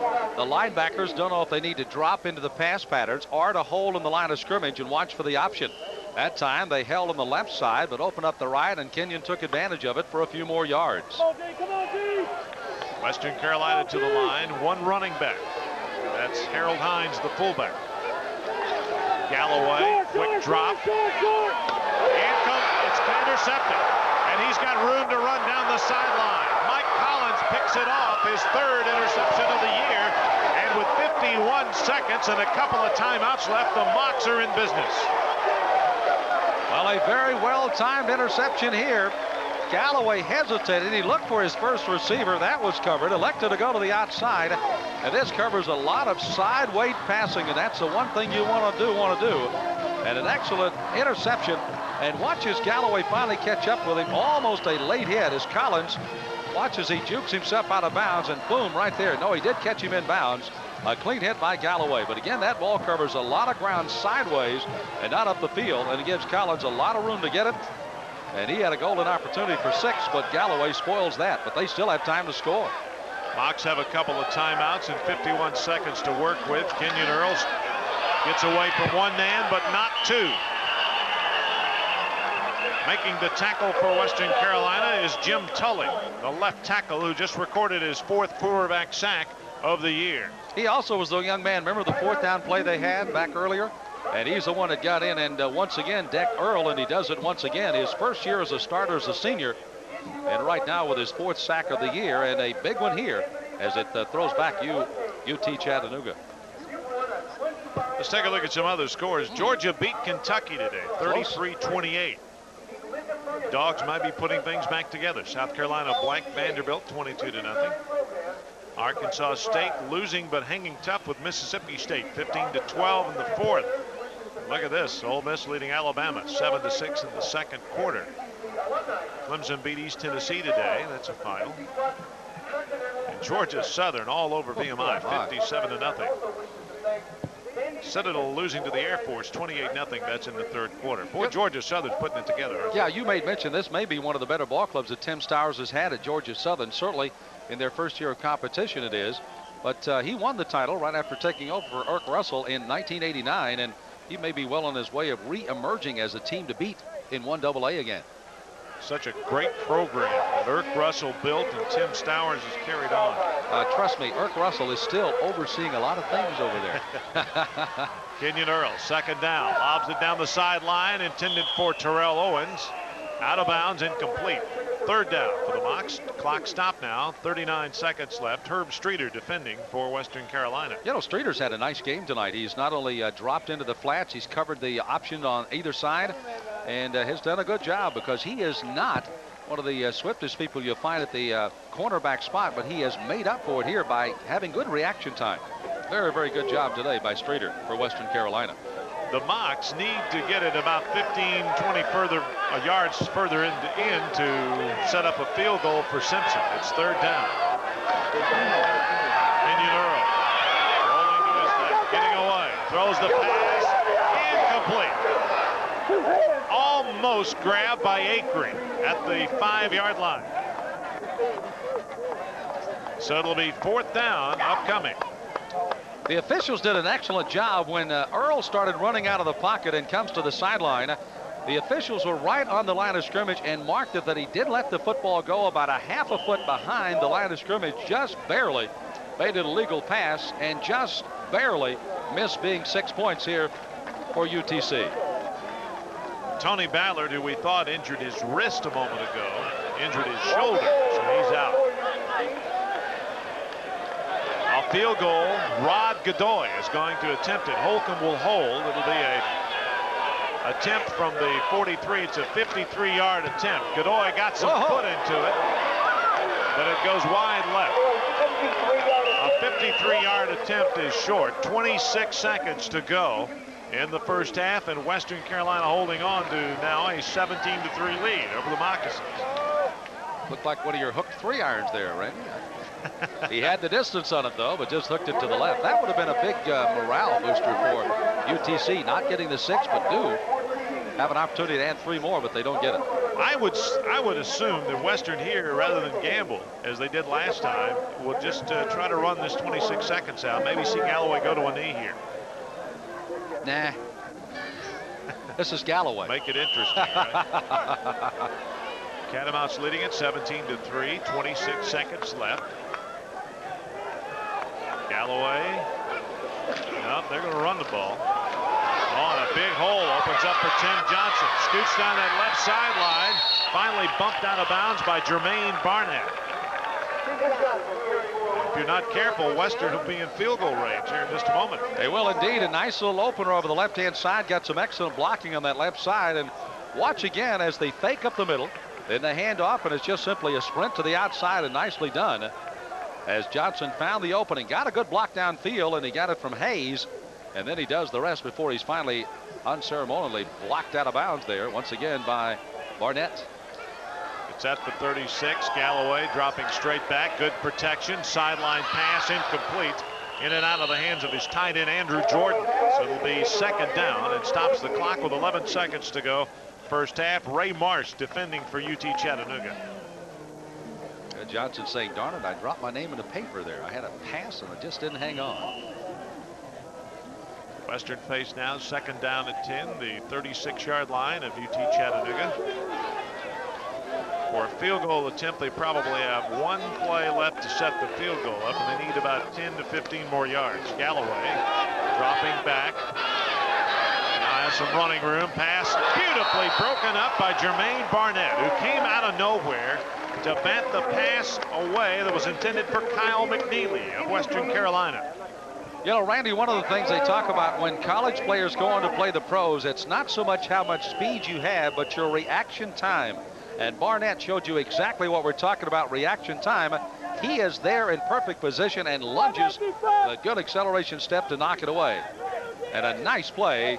And that, of course, prevented opportunity for Western to definitely get in field goal range. 4 ticks of the clock left. You have to keep your eye at the bottom of your screen. Aiken and Hayes back deep. Galloway steps up. Now he's going to keep it and fall to the ground inside the 30. And the first half comes to a close with the Catamounts of Western Carolina leading it 17-3 in what was a game, Sam, that we talked about at the open. Now both teams inconsistent offense. Really, one of the 2 touchdowns for Western came from the defense on the block punt, and the Mocs never did crack the end zone. Only 1 field goal to show. Well, that's one of the things that they must start correcting if they hope to go on and be one of the strong teams in 1AA. But for East Tennessee Chattanooga, they're a football team that certainly needs to get off the schneid right now. They've got to get some offense going in the second half. Let's go down to Matt on the sideline with head coach Steve Hodgen. Matt? Okay, thanks, guys. Down here with Steve Hodgen, the head coach of Western Carolina. Coach, a tremendous first half. You set the tone right away with Lonnie going deep on the first pass of the game. Well, we had planned that, and we thought we were going to try to open the game up a little bit more early going, but our offense is our own worst enemy. You know, keep throwing turnovers here, and the penalties are killing us, and our defense is playing pretty good, though. On the road, leading 17-3 at halftime. What do you want to say to you guys in the locker room? Well, I just want to come out and execute the second half. We want to put together 4 good quarters, and right now we slowed down a little in that second quarter, but overall, you know, I can't really be displeased with the performance up to this point. Well, tremendous first half. Good luck in the second half. Thank you very much. Steve Hodgen, the head coach at Western Carolina. 17-3 is the score at halftime. Western Carolina on the road. We'll come back with more halftime at Chattanooga right after this on Sports South.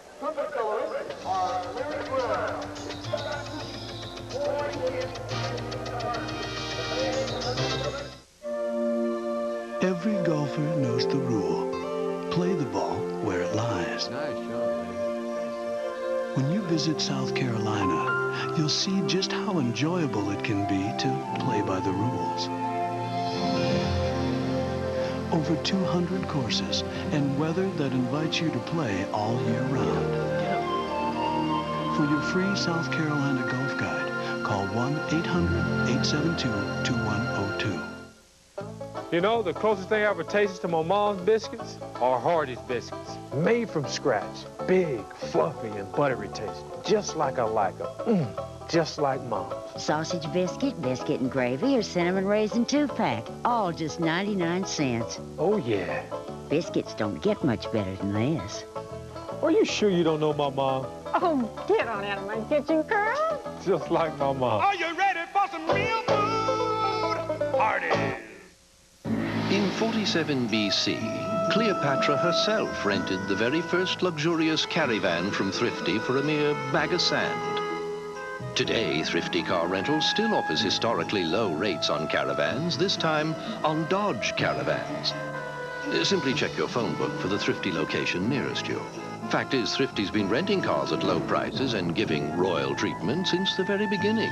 Thrifty Car Rental, historically known for low rates.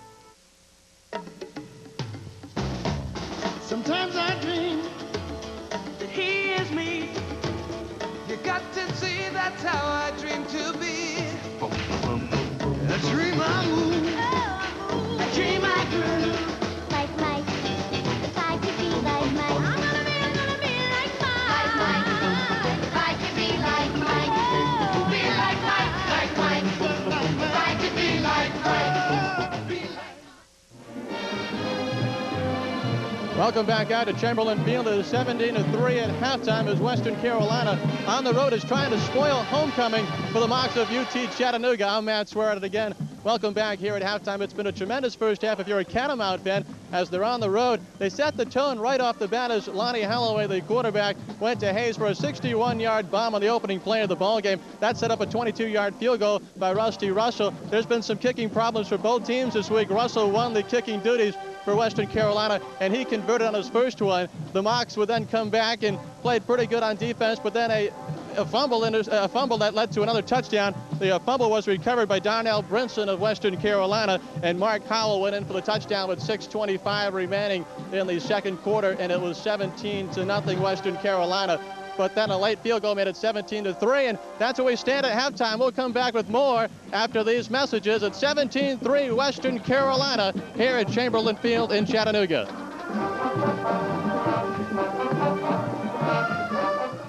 The Sports South College Football Blitz. Rushing in a Southern Conference matchup, the Mountaineers try to withstand the attack of the Thundering Herd. Live tonight at 7 on Sports South. When stress takes its toll, wouldn't it be great to have your very own personal masseuse to soothe and relieve tension? TheraFX presents the Pro Shiatsu Personal Massager. Unlike vibrating massagers that only rub the surface, Pro Shiatsu simulates the kneading action of a real masseuse, sending penetrating waves of energy to relieve pain, stress, and sore muscles. Use it on your feet, lower back, calves, and thighs. Imagine getting a relaxing massage at the office, or take it along to the gym. There's nothing that soothes, relaxes, and relieves aches and pains like the Pro Shiatsu Massager. A professional masseuse can charge up to $50 per hour, and catalogs have advertised similar units for as much as $200. Now you can order the Pro Shiatsu Massager for 3 easy payments of $33. Order now. For rush delivery of your Pro Shiatsu, call now 1-800-533-1400. That's 1-800-533-1400. Only $99 plus $12 shipping. So call now.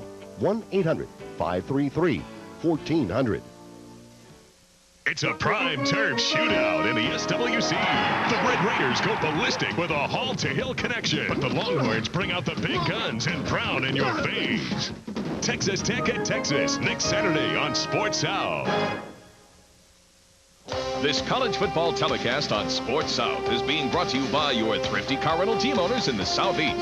Thrifty Car Rental, historically known for low rates. This program is sponsored by AC Delco Automotive Parts. AC Delco. It's like buying time. This college football game on Sports South is being brought to you by Gatorade for that deep down body thirst. Nothing works better than Gatorade Thirst Quencher. So that hydrogen half cell that you said, teaching, it is the heart of a university, its reason for being, the true measure of its greatness. Western Carolina University, with one of the nation's outstanding faculties, is committed to improving the quality of university teaching through such efforts as its Faculty Center for Teaching Excellence and new Institute for College and University Teaching. Nothing should be more important in a community of scholarship. America's youth need a variety of strong, positive role models. Unfortunately, in Chattanooga and across America, few black men choose careers in elementary education. The University of Tennessee at Chattanooga is tackling this problem head-on by offering financial and peer support. We're recruiting African-American men into elementary teaching. Graduates of this special program receive new careers, and children today and tomorrow are the big winners. UTC, Chattanooga's team, Chattanooga's university.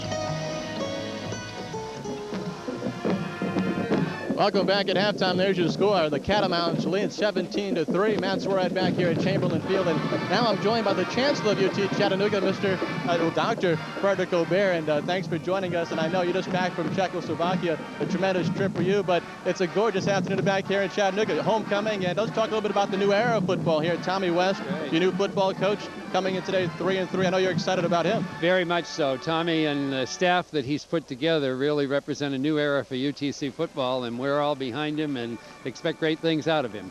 One thing that was a success for UTC years ago was the building of UTC Arena, the almost 12,000-seat arena on campus, and now there's talk about going the football route and building a new football facility. This community has backed the university in a number of projects, and the stadium is the latest one where city and county governments, private citizens and the university are going to band together to put up a new almost 20,000 seat stadium in Chattanooga for the UTC Mocs. Well, UTC has a new slogan, "We're Chattanooga's team," and that's one reason why you want to move the stadium downtown? That's right. Several stadiums are not located specifically on the campuses. Georgia Southern's a mile away, and ours will be about 1.6 miles away, but it will be reflective of the university's partnership with the community and our commitment to it. I know being on campus, the students are able to just walk out of their dorms and come on over. This field's been here since 1908. It's a historic landmark almost here in Chattanooga. What's the pros and cons to moving downtown? Well,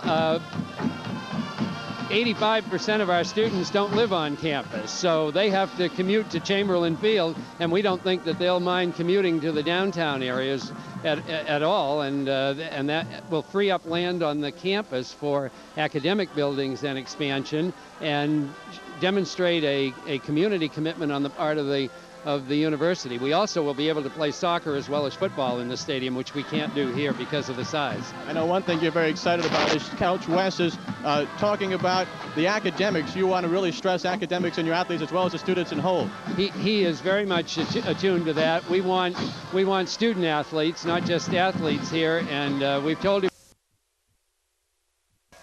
All right, thank you, Matt. Sam Smith is up here with us. It's 17-3. Western Carolina leading the Moccasins. Let's take a look at some highlights of the first half, Sam. Well, it's interesting. We talked about this game might come down to the last team to score. That was not the case, but again, it did start off with some field goal tries and some good field goals. As again for Western, it was Rusty Russell getting a field goal from 23, and it was 3-0 as Western Carolina had the lead. Then the most significant play of the entire ball game, a block punt here by Donnell Brinson. For Western Carolina, blocked it and picked it up just outside the goal line, dove in. Look at this athletic effort, if you will, and dives in for the 6 points. They add the extra point, and it's 10-0. That's the way the first quarter came to an end. And then on a couple of tries at the goal line, the first one looked like it was in, the second one very close to being short, but nonetheless, it's Mark Howell scoring, and Western went up 17-0 after the kick. And to finish it out, Ryan Simpson at least giving University of Tennessee once again at Chattanooga a little bit of a lift here with a field goal coming from 30 yards away, and that made it 17-3 for the scoring in the first half. And that was a big field goal because it gave the Mocs at least a little momentum, got them on the board in the first half, and so they're within 2 touchdowns. Stats, key thing we talked about, Sam, at the top of the show. The Mocs needed to get balance offensively. They're not doing that. They're passing it, but they have only 11 yards on the ground. Well, as you take a look at the 11 yards, you take 17 off of that. That's how many yards that Earl has lost in his trying to run. So, again, that knocks a little bit down, but that, again, is not establishing the running game they need to establish. You look at the time of possession is basically about the same, but, again, a 17-3 score so far for the Catamounts. So the Mocs trail 17-3 as we get ready for the second half of this game on this beautiful fall afternoon at Chamberlain Field. The Moccasins will get the ball to start the second half. Jerry Ellison will go back deep, and the passing comparison's pretty even between Galloway and Kenyon Earl, but the problem has been the defensive front for Western Carolina has put a lot of pressure on. There are several sacks, and ironically, no turnovers, however, in the football game for UTC, only 1 for Western Carolina. Look at Ellison there. He rushed 7 times for only 17 yards, and of course a minus 17 for Earl. Taylor rushed 4 times for 12. That's for UT Chattanooga. Other side of the coin, Western Carolina's top rusher was Howell. He rushed 7 times for 52, while Galloway in the sprint out 6 times for 43. And you mentioned the numbers in passing: 4 for 7 for Galloway, 136, 11 of 17 for Earl for 127. Phil Shirley gets the foot into the ball. A high kick coming and taken down at the 3-yard line by Ellison. Here's Ellison spinning, and finally a good open field tackle by Western Carolina's Mark Howell. We've seen Howell a lot on the other side of the ball, but that was a good open field tackle that time by Howell. And it gives the Mocs not really good field position. 1st and 10 from their own 19-yard line to start things off here in the third quarter. Normally, when you see a guy in a specialty position, obviously a running back for your ball club, he normally doesn't play on special teams. Howell is one of those guys that wants to play on everything. He played defensively, let him play. That time special teams making good plays. You see the numbers on the rush on Earl. Mocs have 3 wide receivers out, 2 running backs. Draw play. Tobe Taylor gets the call at the 20. Great coverage by Western Carolina. Spills him for the loss of a yard. Jay Brathwaite makes the tackles. Stanley Merrill is there. Also helping out Julius Grant for Western Carolina. So the running game continues to falter for UTC. You've heard the old adage of string out the offense. That's exactly what Western Carolina did. The linemen stayed at home, not letting him have anything opportunity there. And of course it was Grant who came up and strung out even more. And that gives an opportunity for the safeties and the corners to converge, and no gain on the play. Taylor did well to avoid a loss there. Second down 10. Earl. Protection breaks down, and what a tremendous job by Billy Bumper fighting off his man and tackling Earl at the same time. Tremendous defensive play. Billy Bumper, 6'6", 292-pound junior from Oxford, North Carolina. And watch as he grabs him by the jersey with one arm, and as Randy's pointed out, he's fighting off the block all at the same time. Now the block had been good to push him to the outside, but look at him grabbing with that big paw and pulls him down. That's a big league play by Bumper. That is strong. That's Mr. Bumpers to all of us again today. I tell you what, it's third and a bunch for the Moccasins. Another quarterback sack for Western Carolina. Earl again, deep pass over the middle, incomplete, almost intercepted. The pass was intended for the tight end, DeMarco Kemp. But Western had it well covered. Jonathan Jenkins was there, and it's fourth down. Well, the junior from Clayton, North Carolina, thought he had 6 points written all over this. This ball hung up just for a moment to the intended receiver on the other end, number 12, Kemp. And a hand on it, and you can see the disappointment on Jenkins as he loses it there. Let's see what they do on this charge on the punt again. Josh Thiefkin standing into his end zone now. Good snap. Boy, Simpson almost got in there again. This is Kerry Hayes at the 45. One man missed him. Hayes still on his feet. He tiptoes inside the mock 30 down to the 25. Great field position for Western Carolina. There's time on the field. 13:10 to go, third quarter. The Catamounts lead at 17-3. They've got the ball when we come back. Everyone looks forward to Fridays, and here are a few of the delicious reasons why. Start with Friday's famous loaded potato skins. Then try a big, juicy cheeseburger or the mouth-watering barbecue chicken patty melt. Our sizzling beef or chicken fajitas or a big, juicy rack of baby back ribs. And don't forget the great chocolate malted turtle. It's all worth looking forward to. Everyone looks forward to Friday.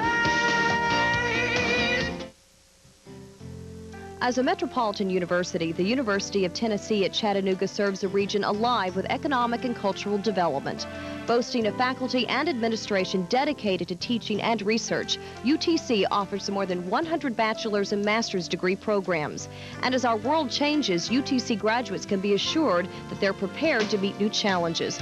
Real commitment to students, education, service, and the community makes the difference. UTC, Chattanooga's university.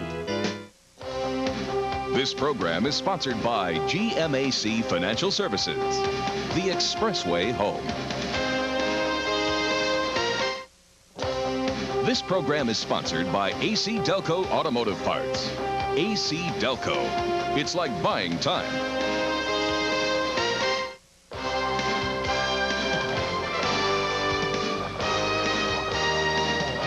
You're watching Sports South Network. Accommodations provided by Quality Inn Chattanooga, convenient to Chattanooga's major tourist attractions, recreation, and shopping. The Quality Inn is located off I-75 at the East Ridge exit number 1. For reservations, you can call 615-894-6820. Group packages are available. Come and find out why we say quality comes from the heart. Great field position for Western Carolina. First and 10 from the Moccasin 25, following the 5-punt return by Kerry Hayes. About 30 yards. Hand off to Mark Howell. He's inside the 25, fights his way down to about the 23, maybe the 22. Antone Goldwire making the tackle for the Mocs. Be interesting to see now what Western Carolina is going to do if they try to play a little conservative with the league at 17-3. Let Galloway get out, sprint out, make something happen once again. With excellent field position, you got to feel they'll play it close to the vest until they set something up here. Second down 8 from the 23. Long count for Galloway. Galloway rolls, Keeps. Fights his way inside the 20 to about the 18-yard line. Chris Jones got him for UTC. It'll be third down upcoming. Chris Jones carries a pretty good load there. 5'11", 262, senior out of Lawrenceburg, Tennessee. Good reaction time as Galloway almost ran by him and he caught him from behind.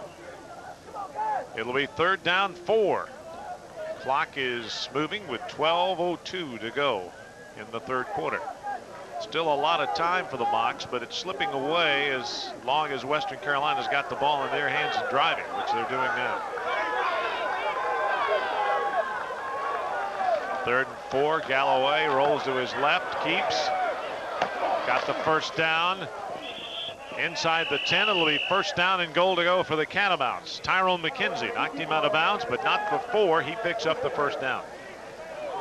You know, Mike Collins, number 16, had actually played this play reasonably well.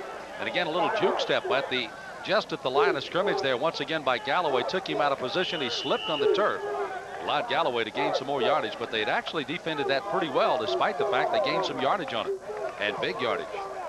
First down and goal inside the 8-yard line. Little smash mouth football coming up now.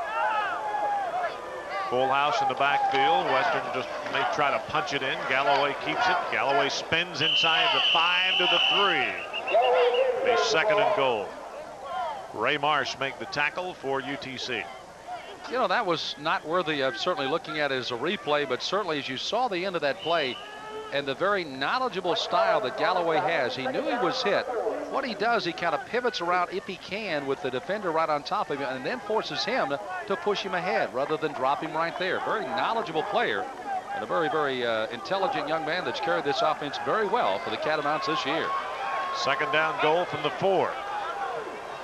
Catamounts leading it 17 to 3 and trying to add to that. Galloway keeps around the left side. Galloway hopped as he gets to the 1 or 2. They say a fumble, but no. The Mocs wanted to fumble. The officials were right there. And one of the moccasins slow to get up. No, he's got the ball. That's why he didn't want to get up. He wanted to make sure the cameras were on, as a matter of fact. Chris Carter, Jermaine Barnett made the tackle. Let's take a look.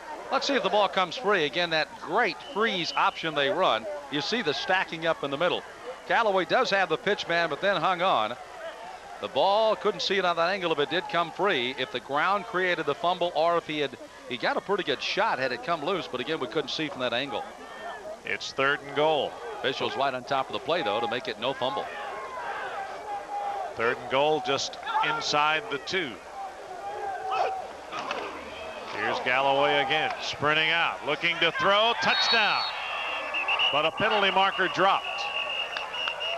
And before we put the points on the board, let's see what the marker is about. It's against Western Carolina. That'll nullify the touchdown. Pass interference against Western. We'll see if we can pick that up for you. The pass was complete to the backup tight end, Brendan Fitzpatrick.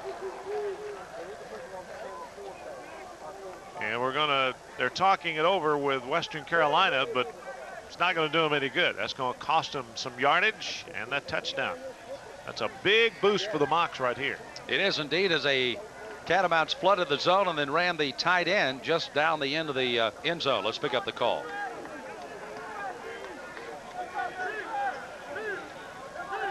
Well, it is offensive pass interference. Interference may come just to the right side of your screen. Look how open the tight end is in the back. And again, just out of your view there to the right side, there was some bumping, and I'm not so sure. Number 36, Harold Hines, might not have been the man that made some contact as the ball was in the air. 3rd down and goal now at the 16-yard line. So you know what's coming now. Galloway with a straight drop. He's got all day. Over the middle, great play. Again, Jermaine Barnett out of nowhere to break up another pass. It's 4th down for Western Carolina. And remember that play, because if the Mocs can come back, that'll be very big. I tell you what, Western Carolina had 6 points written all over this again. Akins, he had his eye on it, but watch this play by Barnett again. Out of the blue, boom, he makes the tip right in the arms, and just as the ball is nipped away, you just lose your concentration on it. Rusty Russell will attempt the field goal. This one is from 33 yards away. He got enough foot into it. And he nailed it. So Western gets 3, but it could have been worse for UTC. It's a 20-3 ball game with 9:51 to go in the third quarter. And we'll take a break. We'll be back to Chamberlain Field in just a moment. Trackside. It's the inside track. The teams, the cars, the drivers, and all the pre-race talk with host Eli Gold. Sports South Trackside. Tomorrow morning at 10, live from Rockingham, North Carolina. The legendary Ginsu knife, the sharpest offer on television. But now there's Ginsu World Class, the finest knife in the world. Finer than our German knives? Yes, even finer than our own classic Ginsu. The high-carbon stainless steel blade has incredible strength. Even with abuse like this, it still never needs sharpening. Nothing cuts it like the Ginsu World Class. It's as simple as that. Even with its unique triple ground curved blade, it's yours for only $29.95. Complete with this double guarantee. Plus, these steak knives and accessory knives free. Order yours now. For rush delivery, call 1-800-533-1400. That's 1-800-533-1400 to order your set of Ginsu World Class. Call now 1-800-533-1400. The Sports South College Football Blitz. Rushing in a Southern Conference matchup. The Mountaineers try to withstand the attack of the Thundering Herd. Live tonight at 7 on Sports South. Rusty Russell's second field goal of the afternoon has given the Catamounts of Western Carolina a 20-3 lead over UTC, but a lot of time left, and Jerry Ellison goes deep for the Mocs. Phil Shirley will kick it off. Again, a high kick, but fairly short. Ellison comes up at the 10-yard line.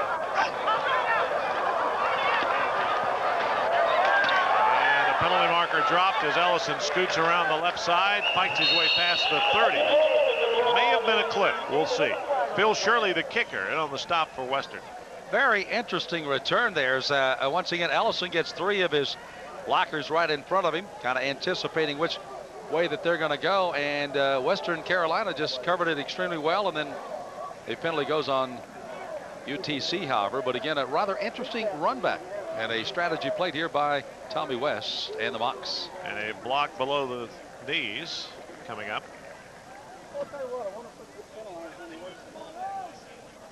Well, he tried to cut his mic on. Illegal block moves the ball back inside the 10 to about the 7-yard line. So the Mocs put it in play 1st and 10 from that point, and they have on many of occasions not had good field position starting. Only a couple of times in this entire football game that they've had the ball out in reasonable field position. This is not too unusual for the Mocs today. The line of scrimmage is between the 7 and the 8-yard line. 2 wide receivers right, 1 left for the Mocs. Kenyon Earl, quick drop down the side, incomplete. Pass was intended for Terrell Owens. And back deep defending Herb Streeter, the cornerback on the right side for Western. That could have been very close to kind of a face guarding here. Watch again as the ball is in the air. See if Streeter ever turns around. See, he never turned around again as the ball was over his head, and very close to a face guarding there rather than trying to go for the football, and did make contact with the ball still in the air, it appeared. Or very close. Some of our fans may remember former Tennessee quarterback Jimmy Streeter, played in the 70s at Tennessee. Well, Herb is his cousin. All right. Another quick drop, pass complete. Terrell Owens at the 15. That's it. It'll be 3rd down for the Mocs and about 4 coming up. Tom Bodine makes the tackle for Western Carolina. By the way, we mentioned Tom Bodine. His brother Rob is a all-ACC defensive lineman over at Clemson. So the Bodine family furnishing a couple of good ones in this area of college football. It was a gain of 7. It'll be 3rd and 3 with the line of scrimmage just being over the 15-yard line. We'll call it the 15. Randy, you got to feel if the Mocs don't do something now that even though they've got a full quarter to go, that this one is really starting to slip away. Blitz coming. Kenyon Earl almost had the ball taken out of his hands by Julius Grant, number 1. Nice play by Grant. And it'll be 4th down for the Moccasins. And again, the Western Carolina defense comes to the front. Let's take a look at again. Grant, who was the 1AA National Player of the Week with 19 tackles against Marshall early this year, almost comes up with an intercept here. He's the number 2 tackler on this club, and you can see he covers well in the zone as well. Josh Sheepkin standing inside his 5, gets it away. Boy, he boomed this one. He backs Kerry Hayes up to the 30. Hayes takes it down the left side. And a great tackle from behind by the Mocs. They had him covered. The Mocs making the tackle, Rusty Wright, number 89. But again, the battle of field position pays off for Western Carolina. They've got it 1st and 10 at their own 45. By the way, great acceleration on that play by Rusty Wright, a 6'3", 222 sophomore from Aiken, South Carolina. Hayes is not an easy customer to catch from behind, but Wright certainly did. And as you pointed out, Randy, this is the whole story of this game, is field position today for Western Carolina. 1st and 10 at the 45, 6:36 to go in the 3rd quarter, and Western leading it by 17 points. Galloway with a sprint to the right. Going for the home run again. Aiken's there, he's wide open. Touchdown, Western Carolina. He turned the UTC's secondary around, and the ball was right there. Just looking down that they'd made a change in the corners, as Algood, number 22, and also number 16, Mike Collins, had flip-flop on the coverage on the corners. And the safeties came up for support, and they aired it out. And Galloway, watch this ball that is almost tipped in midair. And just over the outstretched hands of the defender coming down, number 37, that is Isabel. And right in the hands, and another easy score for Western Carolina, as it turns out here in the 3rd period. Rusty Russell attempts to make it 27-3, and he does with 6:27 to go in the 3rd quarter. Like lightning, Western Carolina has made it a 27-3 lead. And we'll be back with more from Chamberlain Field in Chattanooga right after this.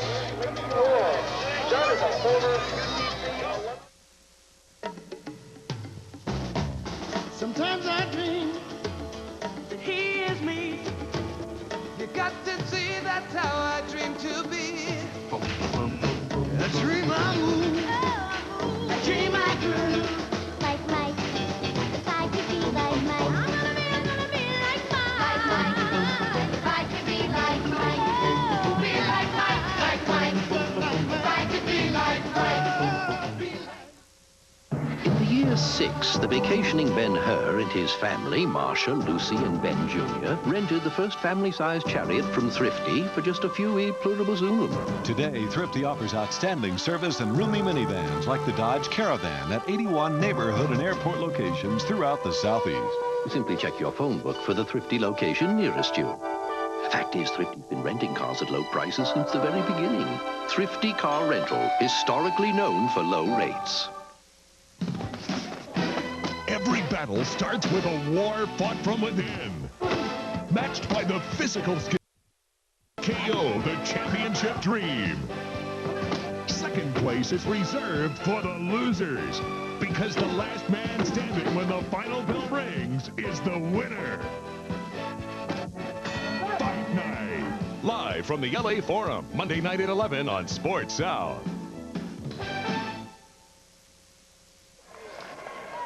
Guys, this is a look at the preseason all-conference, or preseason player of the year in the Southern Conference, and boy, he looked like it on that pass.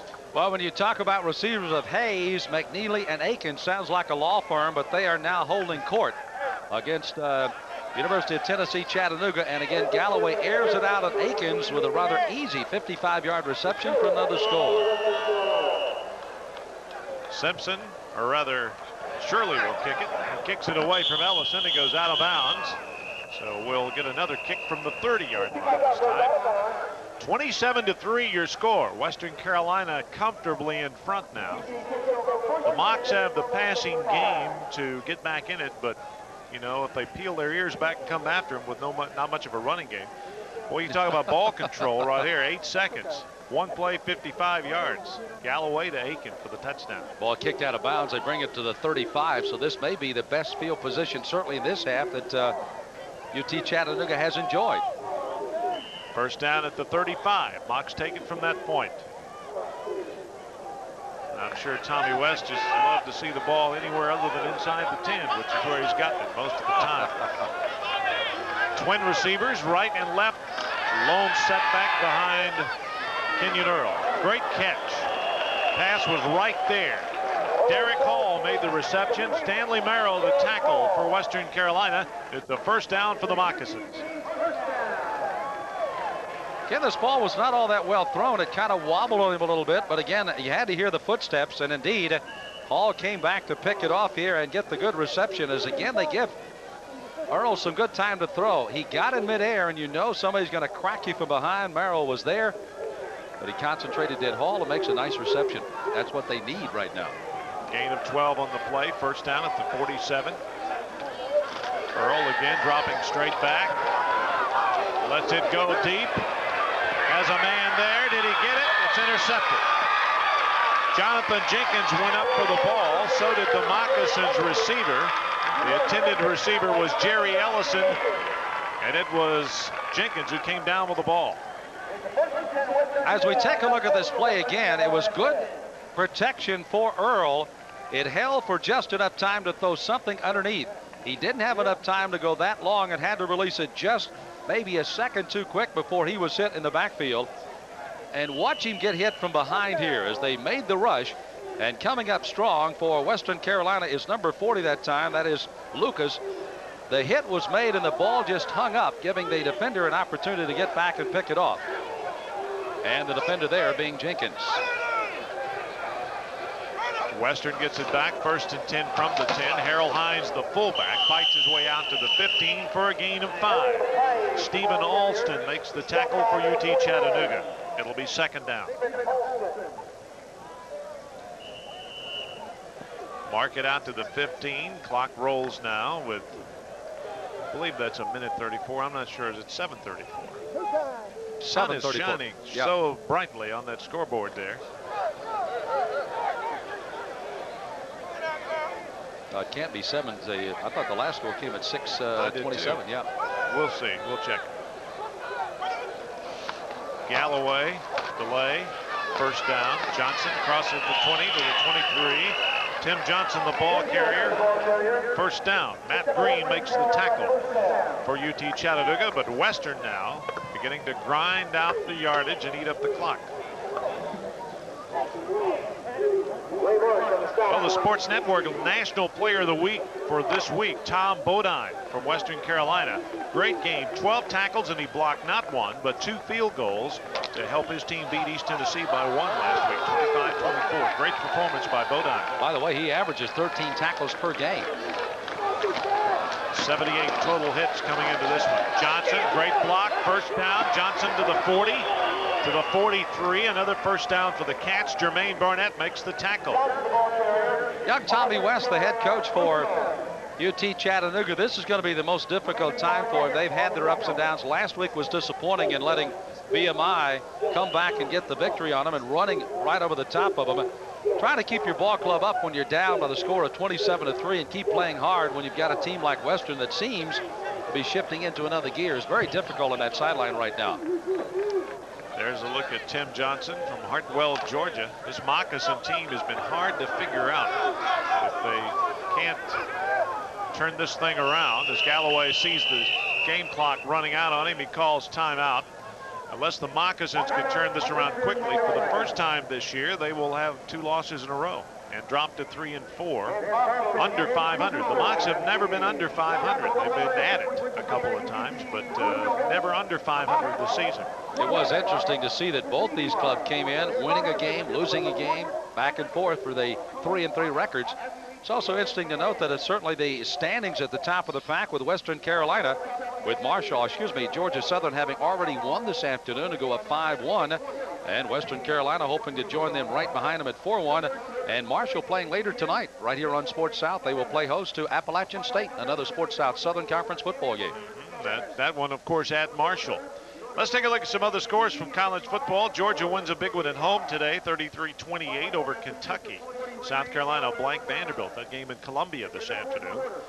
Mississippi State and Arkansas State, a 15-all tie. Arkansas State really slipping up on them. Alabama has taken the lead 9-7 over Ole Miss, that game in Oxford. Clemson beat East Tennessee today, 27-0. Georgia Southern whipped VMI. Sam told you a moment ago, 57-zip. Air Force 35-0 over the Citadel today in a battle of military institutions. And here it's 27-3 Western, and they've got the ball. First down and 10 at the 42. Galloway, first man through, the fullback, Harold Hines. First down, then some. Out of bounds he goes finally, inside the Moccasin 35. And Western pretty much doing what they want to do. Jermaine Barnett pushes him out for Chattanooga. Even though Hines picks up the carry here, they're trying to run as many backs into that backfield as they can, and you're showing some good depth. Here once again by Western Carolina, that went 7-4 last year, and Hines, big body, wide body, averaging over 4 yards per carry. He's adding to that today, and you can see why. Those big thighs just keeps moving, and people just get banging off of him. Hines, again, 6 feet, 233, a junior from Charlotte, North Carolina. It's a 22-yard pickup for Hines. Galloway, here's the end around. They're going to throw a pass off of it. Pass is incomplete. Throwing the pass for Western Carolina was Shane Brooks, a wide receiver. They went with the end around pass. The intended receiver was Hayes, but the ball was about 10, 15 yards short. I had to laugh because Hayes is coming back to the line of scrimmage. He's looking at Brooks. Brooks is looking at him and saying, how come he didn't catch that? And Hayes is saying, how come he didn't throw it to me? You know? Well, he didn't catch it because he threw it like you and I would. That's probably right. You know, kind of like a duck out there, you know. That one definitely was dying. 6:01 to go. Handoff. Johnson stripped of the ball. The Mocs have recovered at the 35. So the first real break for the Mocs this half. They get good field position, and let's see who comes up with the ball. The Moccasins, number 97, Urasage from Childersburg, Alabama, makes the recovery. You know, actually, he rehearsed this down at the goal line. Remember the one they didn't get him? He was laying on the ground. He rehearsed this move, and now this time he gets it for real.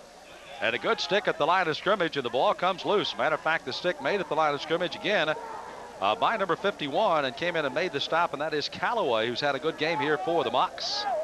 Terrell Owens wide left, 2 receivers to the right. Mocs have it first and 10 from the 35, down a bunch. Here's Kenyon Earl. There's that pass again. Owens has got it inside the midfield stripe. First down, Mocs at the 48-yard line. That may have been a perfect example of the receiver has to be given room to come down in the field of play rather than being ridden out. As he makes a nice catch with that great leaping ability he has. And watches Earl again. This is a quick release for him. He didn't tarry back in the pocket very much. And again, he did get the foot down, so he needed to get in bounds before they carried him out, and he did. 17-yard pickup on the pass play from Kenyon Earl to Terrell Owens. First down at the Western Carolina 48. Draw play. Goes to the Mocs running back, number 27. That's Henry Bowen, a sophomore from Memphis. Tom Bodine makes the tackle. And Bowen gets about 3, maybe 2 yards. That's it. By the way, you're wondering about that sun-drenched scoreboard. We've had trouble reading the time. It was earlier at the 7-minute mark, so it's now at 5:24. So plenty of time left to go in the third as the Mocs try to get a little something going here. It was a gain of 2 a moment ago. It'll be second down at 8. Mark it inside the 47-yard line. Twin receivers left and right now. Big rush. Incomplete. Penalty markers go down.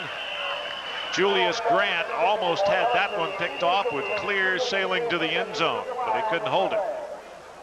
We have a man down for Western Carolina and a penalty marker down, so we'll have to see what happened. Holding against UTC, we believe. There's Grant.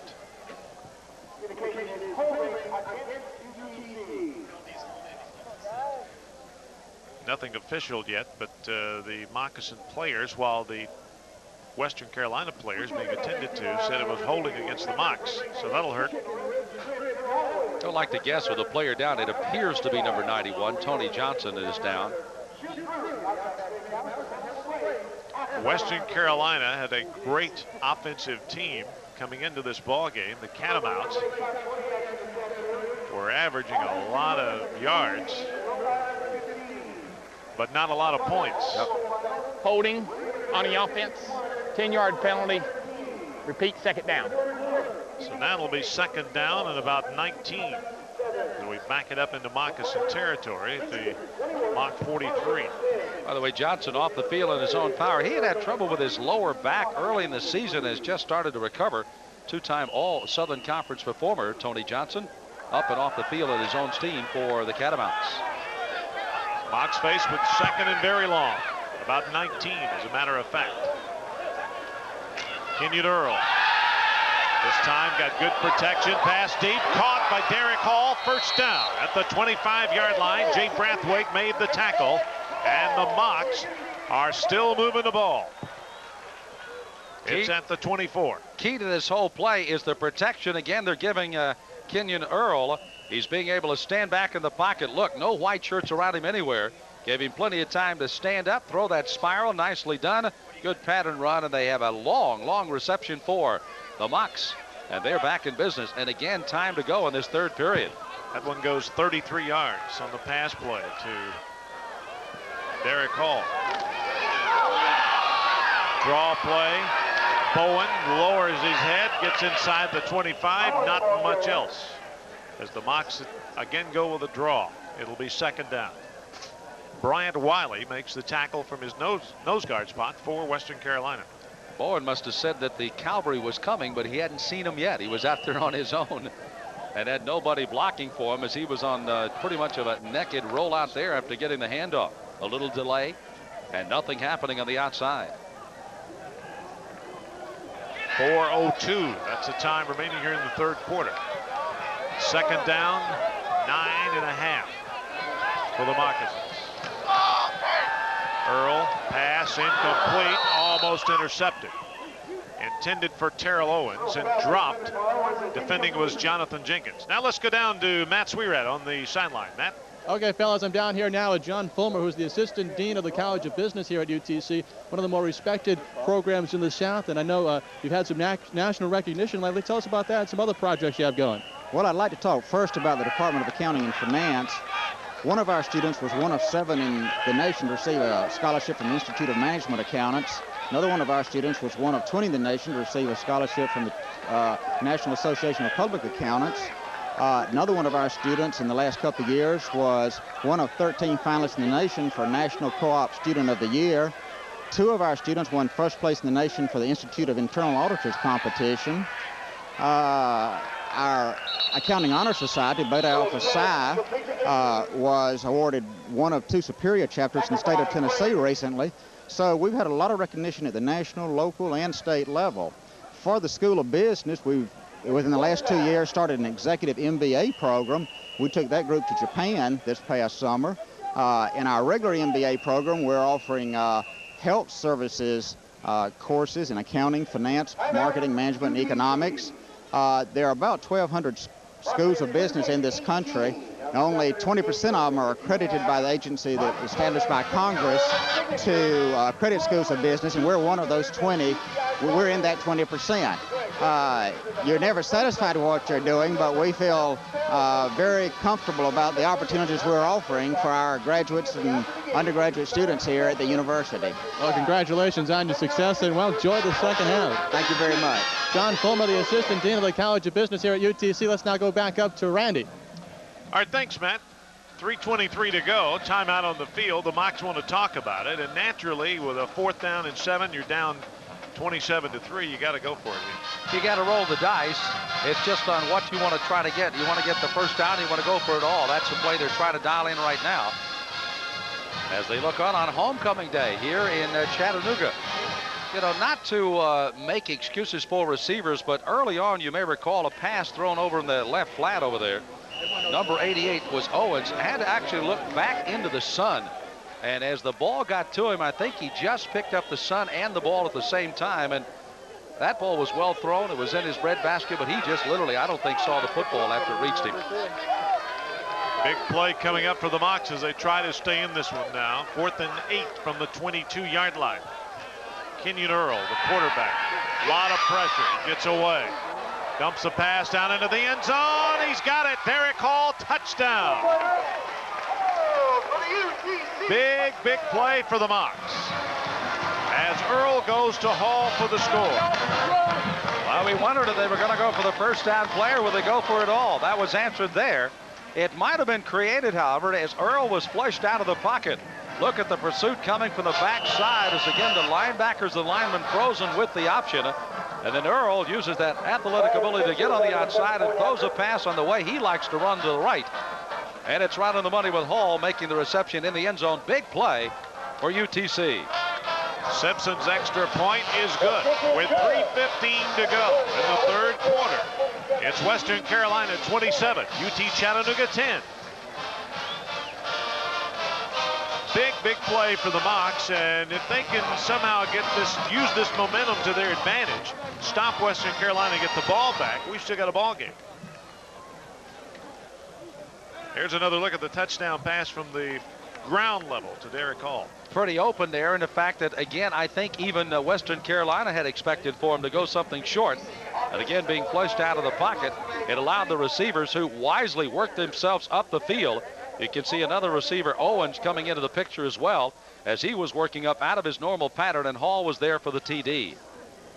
Practically all the yardage in that drive, which covered 65 yards from the Mocs, came through the air. And again, we said they had to establish a running game, which they had not been able to do in the first half. But again, passing game is certainly going as they still talk about what they did well in that drive and try to duplicate it the next time they get their hands on the ball.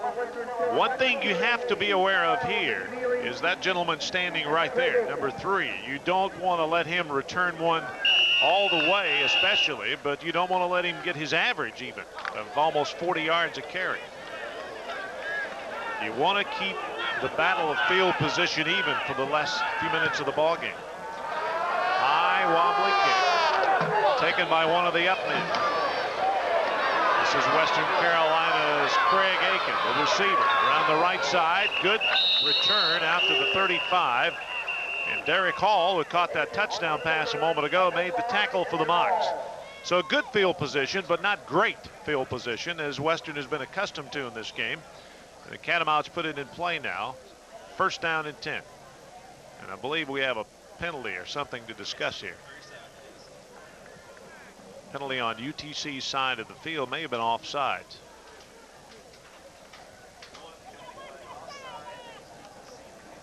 Illegal procedure on the Decline the penalty, first and 10. Okay. Regardless of what it was, Western declined it. Catamounts put it in play with 3:05 to go in the third at their own 36-yard line. I would think if you can't get the ball to Hayes, Aikens would not be a bad option to do, and that's exactly what Western got, because he too very fleet of foot for the Catamounts. Western as a team leads the nation in kickoff returns, and they've shown why here today. Galloway with a pitch back. This is Mark Howell. He goes around the right side. Good yardage. Short of the first down, but good yardage nonetheless. Dwayne Prater and Antone Goldwire making the tackle for the Moccasins. You know, Randy, when you think about offensive lineman Jackson, it is Elkins, Young, Butler, and Greenwald. First of all, they've got to be cognizant of what the quarterback is doing on the option. Is he running? Is he pitching? Or is he back there to throw? Because they actually have the 3 options off the same play. And it's a very difficult situation for the linemen, but they've held up well for Western Carolina. 2nd and 1 from the 45 for Western Carolina. Galloway, first down. To give to the first man through, that's Marcus Roberts, the fullback. Frank Mantle makes the tackle for the Mocs. First down, Western Carolina.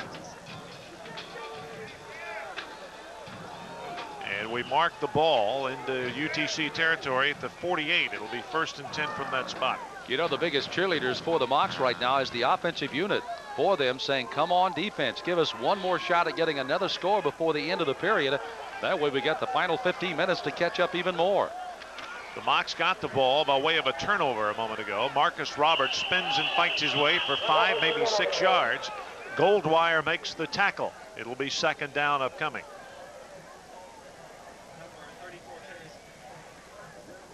Second and a little less than 5 as we mark it inside the 45 to the Mock 42.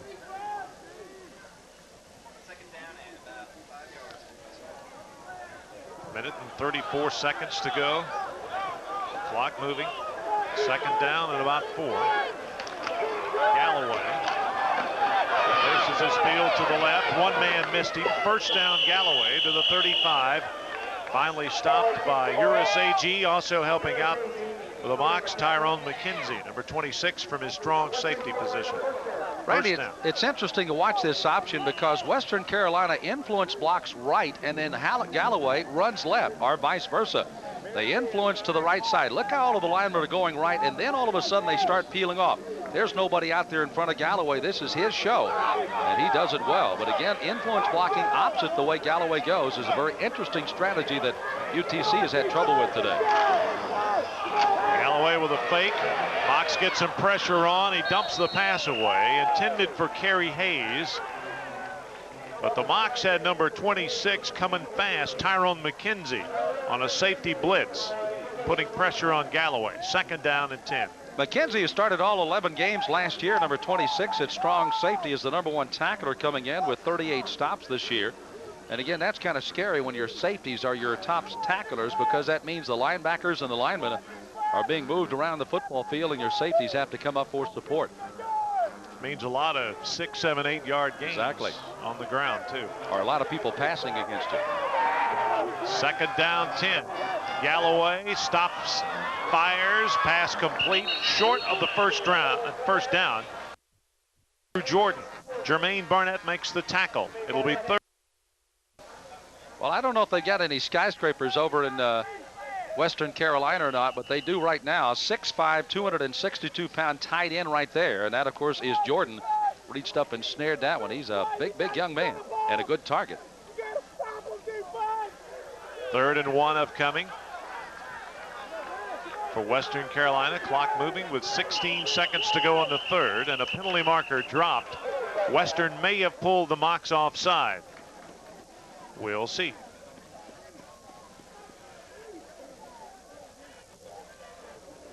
Dead ball. False start on the offense. Repeat, 3rd down. That'll cost the Cats 5. It'll be 3rd and 6 now as we back it up to the 32-yard line. You know, the happiest guy with that call in the entire stadium is our audio man that knows that that mic does work. He finally hit the right button. 9 seconds. Clock moving. 3rd and 6. This will be the last play of the 3rd quarter. The Mocs come and they can't sack Galloway because he dumped the pass away. Chris Carter had him wrapped up, but Galloway dumped the pass away over the middle. It'll be 4th down upcoming for the Cats at the end of 3. They lead it 27-10, and we'll be back after this. Every golfer knows the rule. Play the ball where it lies. When you visit South Carolina, you'll see just how enjoyable it can be to play by the rules. Over 200 courses and weather that invites you to play all year round. For your free South Carolina golf guide, call 1-800-872-2102. It's where the Panthers have brought home 3 state titles, and where each May brings a new spring festival queen. Yet Abbeville, South Carolina is also a major financial center because it's served by Nations Bank, giving Canfield Dairy the same resources as any national corporation, providing the Thompsons on Turner Street the investments they'd find on Wall Street, and making sure folks don't have to take a back seat to anyone. In Abbeville and 1,900 other communities throughout our nation. It's time for the AC Delco Great Offensive Play of the Week, sponsored by AC Delco Automotive Parts. Available for almost any vehicle, they can help your car or truck last and last. AC Delco, it's like buying time. On the University of Pittsburgh's first possession of the day, punt return specialist number 21, Jay Jones, returns the ball 84 yards to give the Panthers a 7-0 lead over Syracuse. Thanks to some good initial blocking, Jones gets to show his speed, and once he hits the open field, nobody will bring him down. Sports South's College Football Blitz features the ACC Game of the Week. Georgia Tech faces Charlie Ward and national powerhouse Florida State. The ACC Game of the Week, next Sunday on Sports South. Devils, dogs, and dominating defense on the night before Halloween. The Huskies pack attack ranks 5th in the nation, but the Sun Devil D drops them behind the line. Washington and Arizona State, next Saturday at 6:30, live on Sports South. Accommodations provided by Quality Inn Chattanooga. This AAA 3-diamond hotel offers 129 newly renovated guest rooms, jacuzzi suites, restaurant and meeting banquet facilities for up to 200 people. The Quality Inn is located directly off I-75 at the East Ridge exit number 1. Western's going to punt it on 4th down. And this one going out of bounds, but where did it go out? I believe it went in the end zone. Nope. No. So right there at the 9. Good job in the coffin corner by Western Carolina's punter, Kenny Pauling. Or rather, yeah, that is Kenny Pauling. He was averaging about 38 yards a kick. Well, that won't help his average, but certainly puts UT Chattanooga deep in the hole. I think they've seen this position for on the field all day. They ought to be used to it by now. Yes. You know? First down and 10. Mocs with the football at their own 9, and it is a real uphill struggle for the Moccasins coming up with 14:54 to go in the ball game. First and 10 at the 9. You know, Randy, we talked about Western Carolina at the top of the show of playing a full 60-minute game. They can't have a letdown here against UTC. They didn't get a letdown there. Yep. Bowen is dropped at the 5. Jim Tully got the tackle. Let's go down to Matt. Thanks, fellas. Gary Davis, my guest now, the general sales manager for Coca-Cola here in Chattanooga. Here, let's talk about football in the Southern Conference and Coca-Cola. Everyone knows why the schools need Coke, but why is Coca-Cola so important that they work with the Southern Conference? Well, we represent a local bottler here in Chattanooga, and I'm sure it's the same in all the other markets. These universities are the focal point of these cities, and right here in Chattanooga, it's a big part of this community, and it's important for us to be a part of them. I know the Southern Conference certainly appreciates your support, and thanks for joining us. Well, thank you. We appreciate it. Southern Conference has been good to us, and we're glad to be a part of it. Thank you. Let's go back upstairs now. All right, thanks, Matt. Kenyon Earl hooks up with Terrell Owens on a big gainer for a first down out to the 25-yard line. That was a 20-yard pickup. I don't know if there's a circus coming to town, but Owens will certainly qualify for tightrope walking, that's for sure. He's done that sideline a good justice today. Watch this little tippy toe again. Gets the feet in, makes another fine reception for the Mocs. First down and 10 from the 24-yard line. Mocs have the ball down 27-3. Earl, another pass. This one intended for Owens. He broke one way. The ball went about 10 yards over his head. That stops the clock, however, with 14:04 to go. And it's second down. That's called just a position pass. You know where your receiver is going to be. He hopefully can get away, and they're talking to each other now as he comes back, and indeed they did apparently break the wrong way on the pattern. Nobody more disappointed than Kenyon Earl.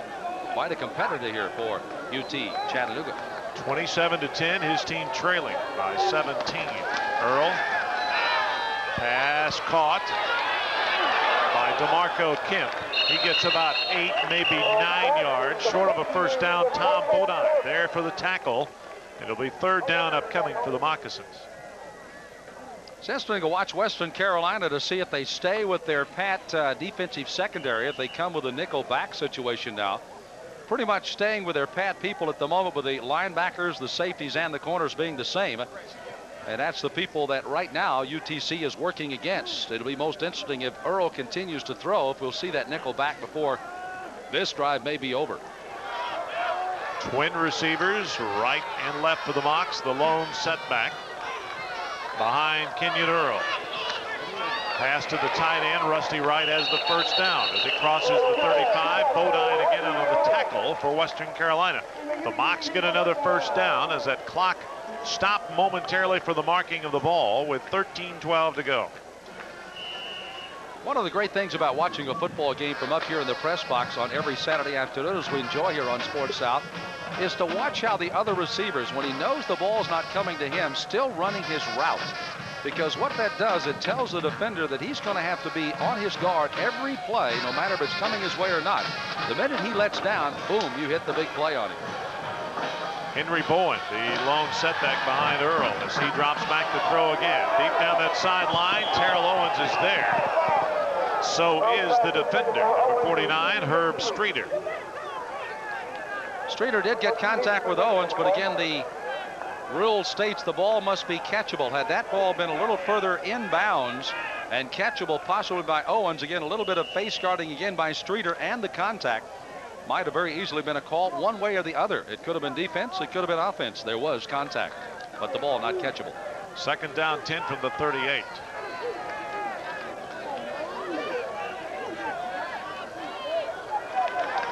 Kenyon Earl with a straight drop.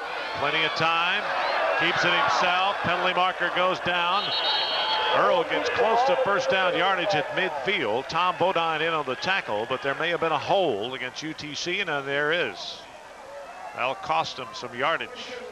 Matt Smith, number 70, was pleading his case, but it fell on deaf ears to the referee, and he gets caught for the hole that cost them another big gain here for the Mocs. Holding on the offense. 10-yard penalty in spite of the foul. Repeat, second down. So we move the ball back to the 25. And it's second down. And a long, about 27 yards. Yeah, you got to take I-75 to get there, as a matter of fact. Well, the clock says 24 yards, so let's say second and 25. Because he's got to get to the 50 almost to get a first down. There's a pass, incomplete. Thrown a little bit behind the intended receiver, Tobe Taylor. It'll be third down and 25. You know, Tom Bodine is a young man that he's a pretty sharp linebacker, as a matter of fact. Number 52, he drops into the patterns. There he got his hand up. Was running stride for stride with one of the backs coming out of the backfield. Let's watch him again.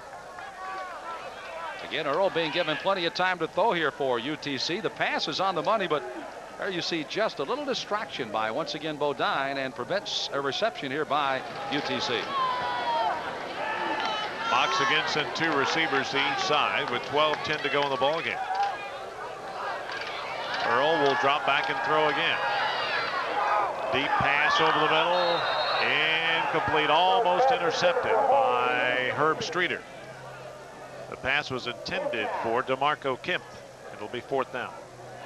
Of course, the other side of the coin, Western Carolina wanted some offensive interference that time, and Streeter was the man that got closest to catching that ball.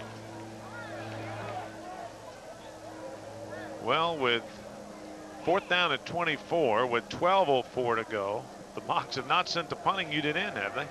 I don't think so. You may recall that, however, Earl did do some punting the last time that we saw him in this situation. Could be a fake this time, however, down by 17. Kenyon Earl gets the punt away. Backing up and making the fair catch for Western Carolina will be Jonathan Jenkins.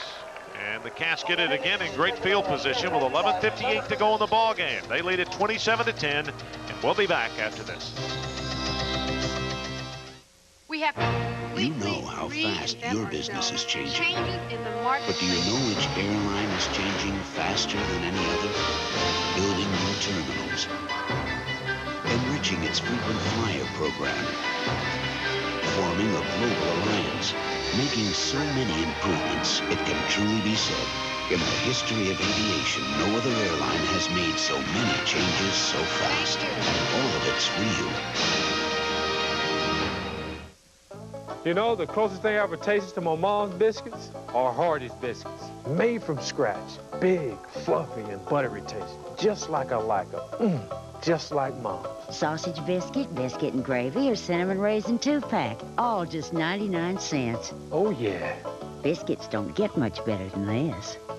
Are you sure you don't know my mom? Oh, get on out of my kitchen, girl. Just like my mom. Are you ready for some real food? Hardee's.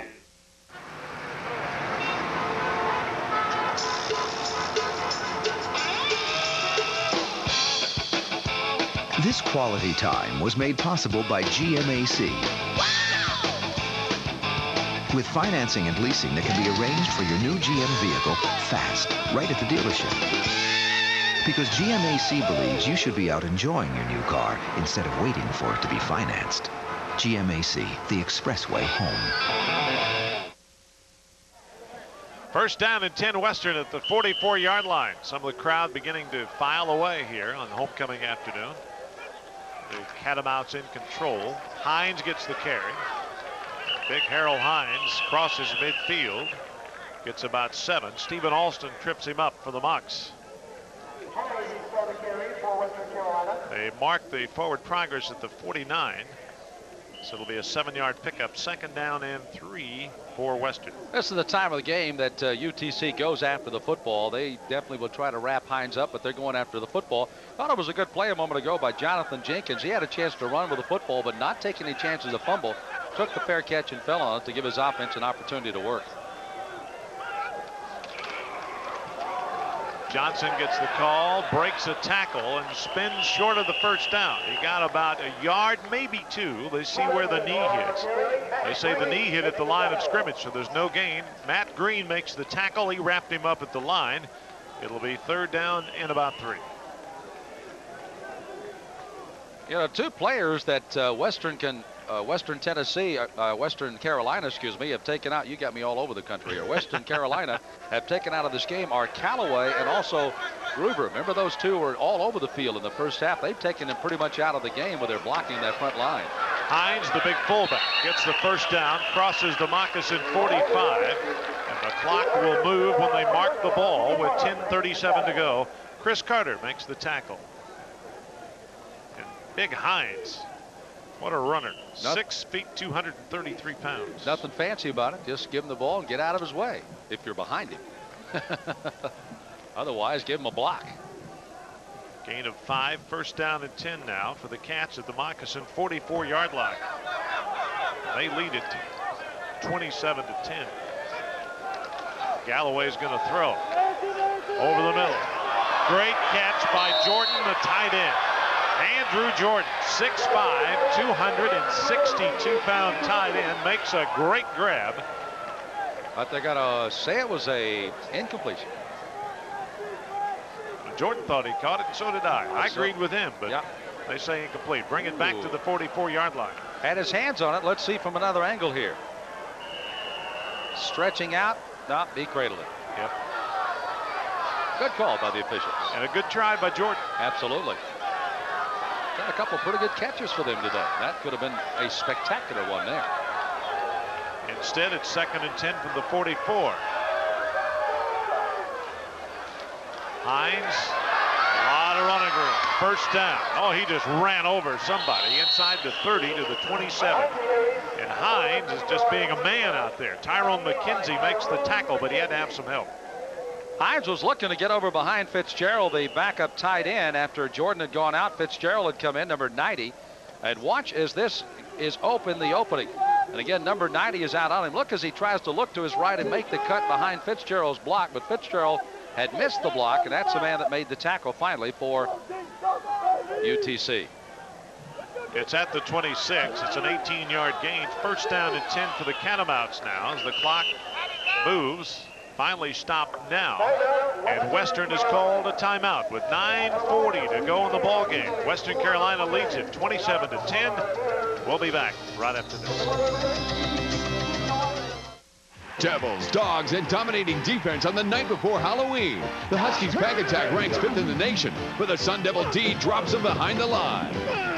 Washington and Arizona State, next Saturday at 6:30, live on Sports Town. When stress takes its toll, wouldn't it be great to have your very own personal masseuse to soothe and relieve tension?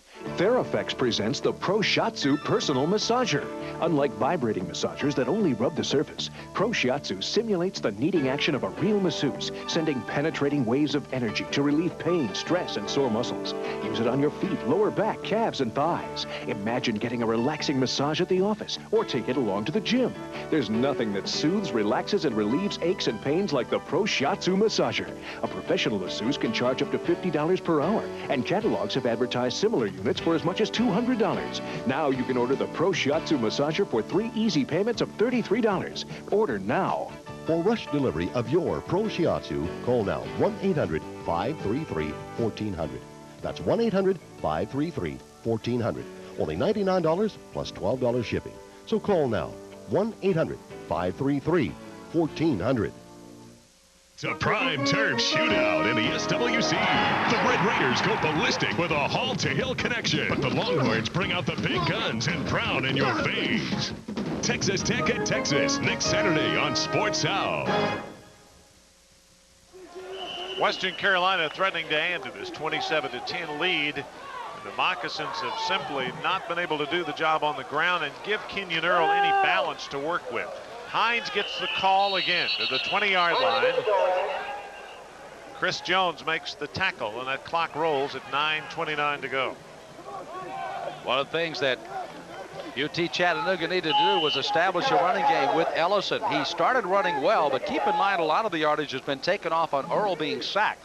Only 2 yards on the ground at 273 today for the Catamounts. They've also added well to the air with a fine throwing game by Galloway.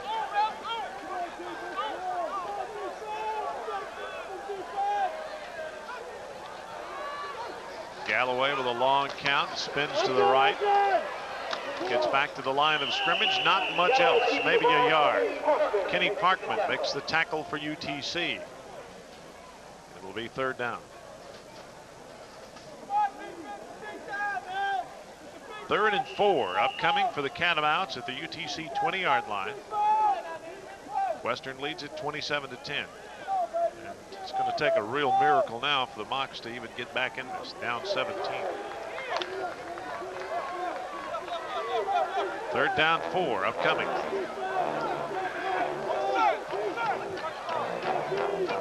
Galloway dropping straight back, 3rd and 4. Dumps a pass to Hines. 1st down. Hines at the 10.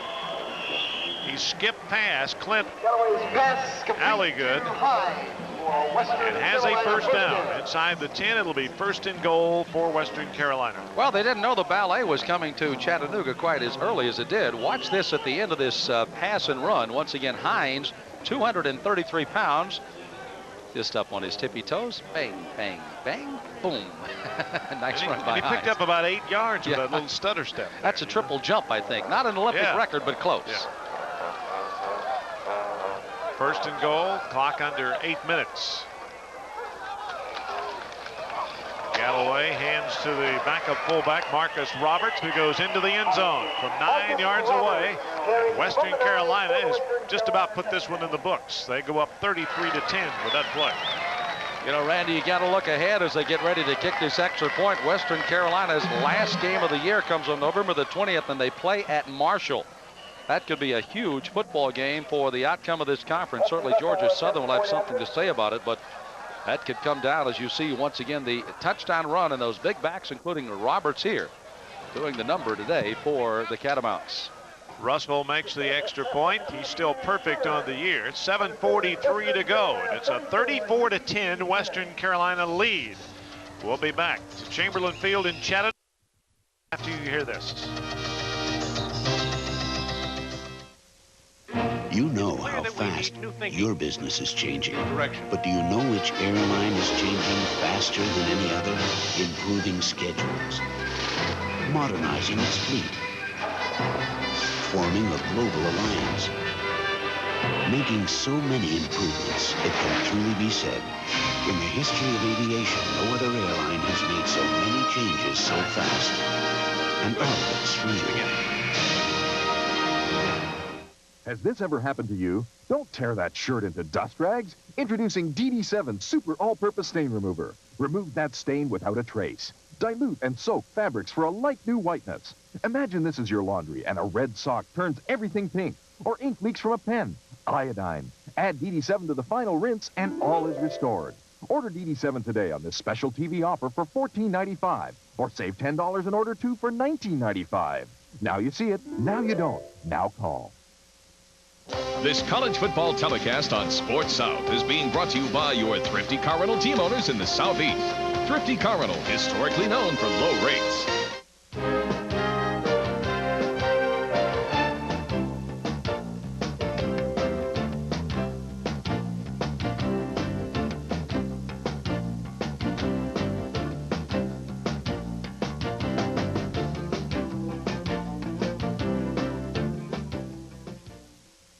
I think when Western Carolina coach Steve Hodgen goes back and reviews the tape of this game, he's going to see probably his team's best all-around performance of the year. Well, we made mention early on. Remember, the defense gets them the touchdown, one of the two they scored in the first half. The offense really hadn't created again. It's been all offense, particularly set up, obviously, by some interceptions and some fumbles. But still, the offense has clicked here in the second half for Western Carolina. And Tommy West sees the kick to Ellison go out of bounds. His team, unless a real miracle happens, will drop their second game in a row for only the first time this year. They'll go under the 500 mark for the first time this year at 3-4.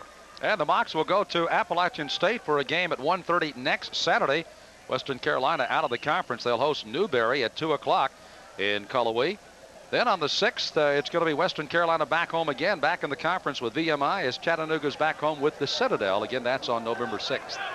Mocs get it 1st and 10 at the 35-yard line as the kick goes out of bounds. Kenyon Earl not giving up. He's dropping back. Pass caught by Ellison at the 43. Falls forward to the 44. It's short of a first down. Clock rolls. Tom Bodine makes the tackle. 9 plays, 56 yards, 4 minutes, 15 seconds. The touchdown scored by Roberts. 12 minutes to go in the ball game. Alabama leads Ole Miss 16-7. What a great defense Alabama has again. Yep, they sure do. And certainly Tennessee proved that they can score some points on them with a 17-17 tie, however. The defensive coordinator at Alabama, the architect of that great defense the last few years, was a head coach here, Bill Oliver, at UT Chattanooga several years ago. Draw play to Bowen.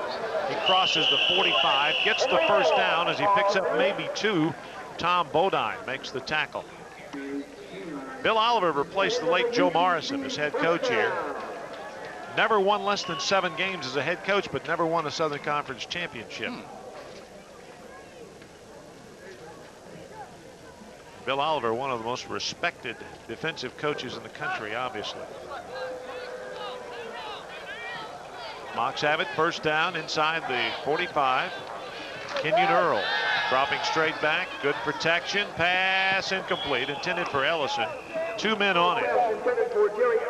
Herb Streeter and Jonathan Jenkins back defending for Western. It'll be second down. Clock stops, 6.5 minutes to go. You know, Randy, you made a comment a moment ago about Tommy West and his ball club here at UTC, the fact that they were not giving up, certainly Earl. And I think that's one of the things he'll look at this young club. Sure, they're down by the score of 34-10, but always wanting to try to do something, try to make themselves a little better football player. And I think that's one thing that Tommy West has certainly instilled with this club. Down but not out, and that's a very nice sign here at UT Chattanooga. 6:30 to go. Kenyon Earl has it, second down and 10 from the 46. Deep pass intended for Ellison again, and again Herb Streeter is there to break it up. I don't think I have to vote too hard for Streeter to be one of my defensive players of this game. He has been all over this football field today for Western Carolina. Number 49 has played himself a whale of a game coming from that right corner. 3rd and 10 now from the 46 rather. As you look at Kenyon Earl. Quarterback rushing yards. Galloway was 71 and Earl is 25 in the hole. Of course, that's a lot of sacks, a lot of losses. Never let him get outside. Remember we said they had to contain Earl on the rollouts? Never was able to get outside on Western Carolina today. 3rd and 10. Earl fakes the draw. He's blasted as he turns it loose, and it's intended for Derek Hall, incomplete. Kenyon Earl a little bit slow in getting up. Bryant Wiley popped him a lick back at the 35-yard line. Let's take a look. This is the price you pay for being a quarterback. You get a lot of glory when you win, but you also take a lot of agony when you don't have the protection on the front line. Bryant Wiley, 6'3", 266 pounds, met Kenyon Earl at 5'11", 178. Well, he's like that old Timex watch. Takes a licking, but keeps on ticking, and he does here for UTC. 4th down and 10. Mocs of the last gasp here with 6:18 to go. Kenyon Earl pass is intercepted. Picked off by Kenny Banks. And he's dropped at the 45, and Earl is intercepted for the second time today. And Western Carolina has put this one in the left-hand side. with that interception. And they've done it with some linebackers who have been able to drop into passing territory. Certainly Kenny Banks, the latest to do that. Came in with 47 tackles and 1 intercept. Add number 2 to his column today. 6:09 to go. Western's got the ball when we come back, and we'll be back right after this. Every golfer knows the rule. Play the ball where it lies. Nice shot, man. When you visit South Carolina, you'll see just how enjoyable it can be to play by the rules. Over 200 courses and weather that invites you to play all year round. For your free South Carolina Golf Guide, call 1-800-872-2102. Every battle starts with a war fought from within. Matched by the physical skills needed to TKO the championship dream. Second place is reserved for the losers, because the last man standing when the final bell rings is the winner. Fight Night, live from the LA Forum, Monday night at 11 on Sports South. Let's take a look at the interception by Banks. What this did, first of all, for Western Carolina was to get them the football back and secure the victory. What it did for the fans, it signaled that free pizza's been handing out across the street, and they're out of here. Hand off to the second man through, breaking a couple of tackles for Western Carolina is Chris Houston.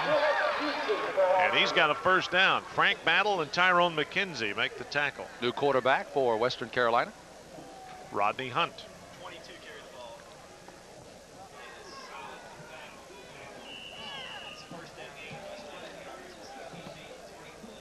Rodney Hunt, the quarterback, number 13, a freshman from Pembroke, North Carolina. Replacing Galloway, who had a great afternoon. Second down, rather. First man through, the fullback gets the carry. Kurt Gieling makes the tackle for UTC. Michael Stewart in at fullback. He's a freshman from Mooresville, North Carolina, as Coach Steve Hodgson goes to his bench and out of the 2-deep depth chart. Yeah, it'll be interesting to see what Rodney Hunt can do, because he will run the same plays that Galloway runs. We'll see if he has, obviously, the same foot speed and is able to throw the football, but they run the same thing, and we'll see how he equates here late in the game. Second down, about 8. Pitch back to Houston. Houston's got close to first down yardage as he crosses the 35. Stephen Alston makes the tackle for UT Chattanooga. And the clock moves, 4:50 to go in the ball game. Western Carolina holds on here. They'll be 4-3 overall, but more importantly, 4-1 in the Southern Conference, and right on the heels of Georgia Southern, who also won today to go to 5-1.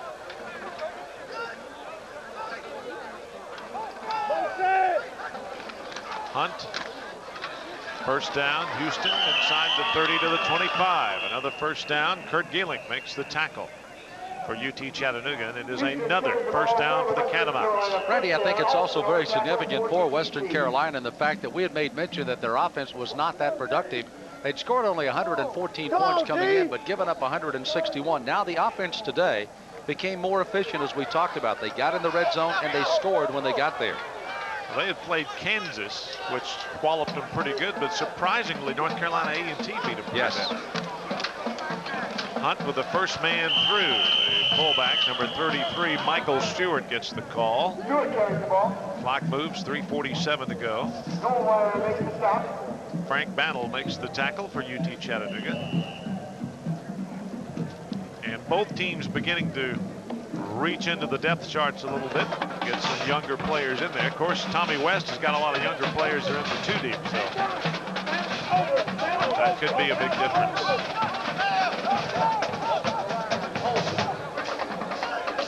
Western Carolina, the preseason favorite to win the Southern Conference Championship, and they're still very much in it. Stewart hit at the line of scrimmage and dropped back for a loss. Dropping back at the 27. Frank Battle again makes the tackle for UTC. And it's good to see that both teams are able to play a little bit more deep into their lineup. Certainly UTC wants to take a look and see if some of their players who have earned some time with some good hard practice, and Tommy West giving him an opportunity to get some players in, and vice versa on the other side for the Catamounts as well. You know, this also must be gratifying for Western Carolina, because you may recall they came into this game having won over East Tennessee by a point. They lost to Georgia Southern by a point, and they beat Furman by a field goal. So they're finally getting in a ball game, not a laugher by any stretch, but at least an easier win. Hunt with a great fake and a keeper. He's going to go untouched into the end zone. About 24 yards. What a great fake. He froze. The mock defender was taking the pitch man, and Hunt with a fake and just skipped right past him for 6. Well, you called it, and that was the freeze option they run. 2 questions were answered on this. First of all, they've got a young man that could be waiting in the wings for Galloway to finally step down. He does not have Galloway's speed nor deception. But when he got an opportunity to turn up the corner, he put on a pretty good burst and gets into the end zone. Another thing also, he ran the option well and got the same blocks and gets the same results. Extra point by Russell is good, and it's now 41-10 in favor of Western Carolina. Clock says 42-10, but I don't know that they start giving 2 points for extra point kicks. Here's another look. And you can see, you made mention that fake pitch was just to freeze the outside people. The corners had come up for support. They froze looking for the pitch to come, not anticipating certainly Hunt to be the runner that Galloway had been in this particular option, but they get the 6 points out of him from 24 yards away. Well, the scoreboard corrects itself. 41-10 your score. 2.5 minutes to go. You know, this was not a real blowout until early in the 4th quarter. The Moccasins were still very much in it, as the score was only 17-3 at the half. But Western took control early in the 3rd quarter, and the Mocs never were able to muster much offense. That's the first career rushing touchdown for freshman Rodney Hunt. And Western Carolina has not had an opportunity to use many quarterbacks this year other than Galloway. In fact, he has all the running and passing stats for that position. Alabama has now extended its lead to 19-7 over Ole Miss. Ole Miss had a 7-6 lead early. Ellison skips out of bounds at the 25, and the Mocs put it in play. First down and 10 at that point. Jay Brathwaite making the tackle for Western Carolina. I was just watching on the sideline as Ellison was taking that ball up the sideline. One of Tennessee's finest, one of the highway patrolmen down on the sideline, had anticipated well. He knew it was coming his way. I've never seen a big guy move quite that quickly as he jumped out of the way in a hurry. When you see guys that are bigger than he is coming at you, you'll move a lot quicker than you think. Very quickly.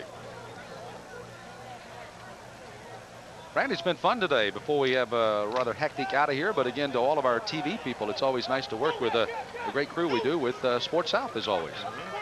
Luke Holcomb in at quarterback for UTC. He's in. The pass is incomplete, intended for Jerry Ellison. Holcomb is a 6'1 senior from Rome, Georgia, which is nearby. Well, I've enjoyed working with you as always, Skip, and all the guys in the truck. First time you and I have been together since that Southern Conference baseball tournament where you rode the bull, remember? Yeah, I was out there trying to get that bull to slow down, but nonetheless, Southern Conference won by Western Carolina, as a matter of fact, that day. Right. And it was a lot of fun for all of us. Larry Conley joining us as well. Second down 10, Holcomb with a draw play, and Henry Bowen has had that trouble all day. Just nowhere. Western just snuffs completely anything UTC wants to do on the ground. Brian Wiley makes the play. There's that last drive by Western, the 23-yard run by Hunt. 7 plays, 52 yards, and 3:39 on the clock. I think when you go back and look at time of possession in this game, you're going to see a big difference for Western Carolina. Hey, recall the first half was within a minute of each other. But this second half definitely has been all Catamounts, that's for sure. Holcomb on 3rd and 14, back to throw again. Pass incomplete, intended for Terrell Owens. That'll make it 4th down and 14 with 1:35 to go. Jonathan Jenkins, Donnell Brinson making the play. Brinson kind of set the pace for this Western defense early when he blocked the punt and recovered it in the end zone for Western's first touchdown of the ball game. That kind of started things in motion for the Catamounts this afternoon. If you look at Steve Hodgen and his staff, did a good job today. They've done a very good job. They had this ball club coming in, looking to know what they wanted to do. Again, knowing they probably could run on this club, they really mixed it up well. You may recall the halftime stats were very right on the money even. I'm sure they've been pretty close to that in the second half as well. Mox going for it, going for broke deep. There's the pass caught by Bowen midfield, and the Mox are still alive at midfield with 1:28 to go. And Holcomb's first pass completion of the day. Bowen is probably screaming, "Get me out of the backfield." He'd had all kinds of trouble running on that front line. This time a well-thrown ball, and Bowen makes a nice catch of it and tumbles down just shy of midfield. And again, another look at it. He had to reach over his head. No defenders around him until he finally fell to the turf, and then they surrounded him. Mox with a lot of backup people in the lineup, including the quarterback Holcomb, with 1:04 to go. Here's the draw to Bowen again. Penalty markers go down. The Mox may have been hit for holding again. Jim Rogers makes the tackle from his right outside linebacker position for Western Carolina.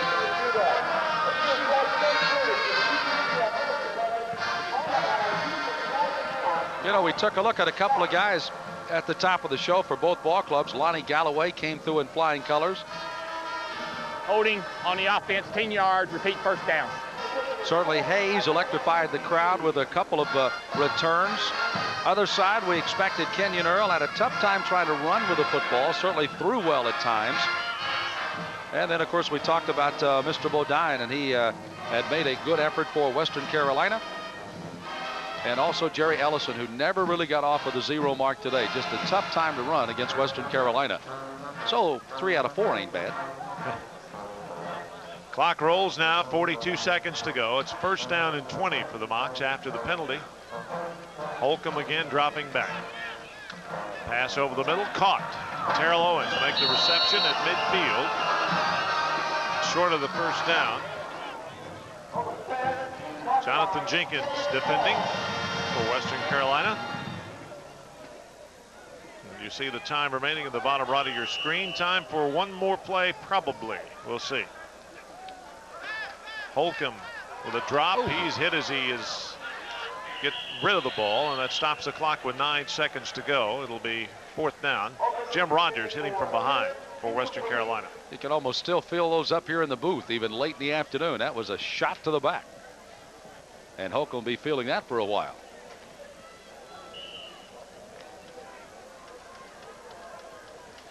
Nine ticks of the clock left. It's 41-10 Western Carolina as they go to 4-3 overall. But as we told you, more importantly, they're 4-1 in the Southern Conference and hot on the heels of Georgia Southern. Third down, 7 to go. Holcomb looking deep, going deep down the field. DeMarco Kemp is there, almost made the grab. Oh my. With 1 second to go, the Mocs are going to get one more try at it. DeMarco Kemp made a tremendous effort on the pass that was deflected and thrown by Luke Holcomb. Holcomb aired this out pretty good, and so many times you watch defensive backs run what is called their tip drill. Well, I'll tell you what, the receiver here in this particular case made a fine effort for the tip drill as well. DeMarco Kemp watches the ball's tip. He literally tips it to the end zone and then goes after it and almost made the big play. 1 second to go. Final play of the ball game coming up for UTC. It's 4th down and 7. 4 receivers, 2 right, 2 left. Holcomb back as the horn sounds. It's intercepted. Western Carolina's Mario McGrew picks it off, and he's tumbled out of bounds by Andy Norman at UTC, and that's the ball game. Western Carolina wins it, and they do so in an impressive fashion in the second half as they beat UTC today on the Mocs homecoming, 41-10. That's your final score. Stay with us. We'll be back to wrap this one up for you in just a moment. I've worked with wood a long time, and believe me, no job's done until it's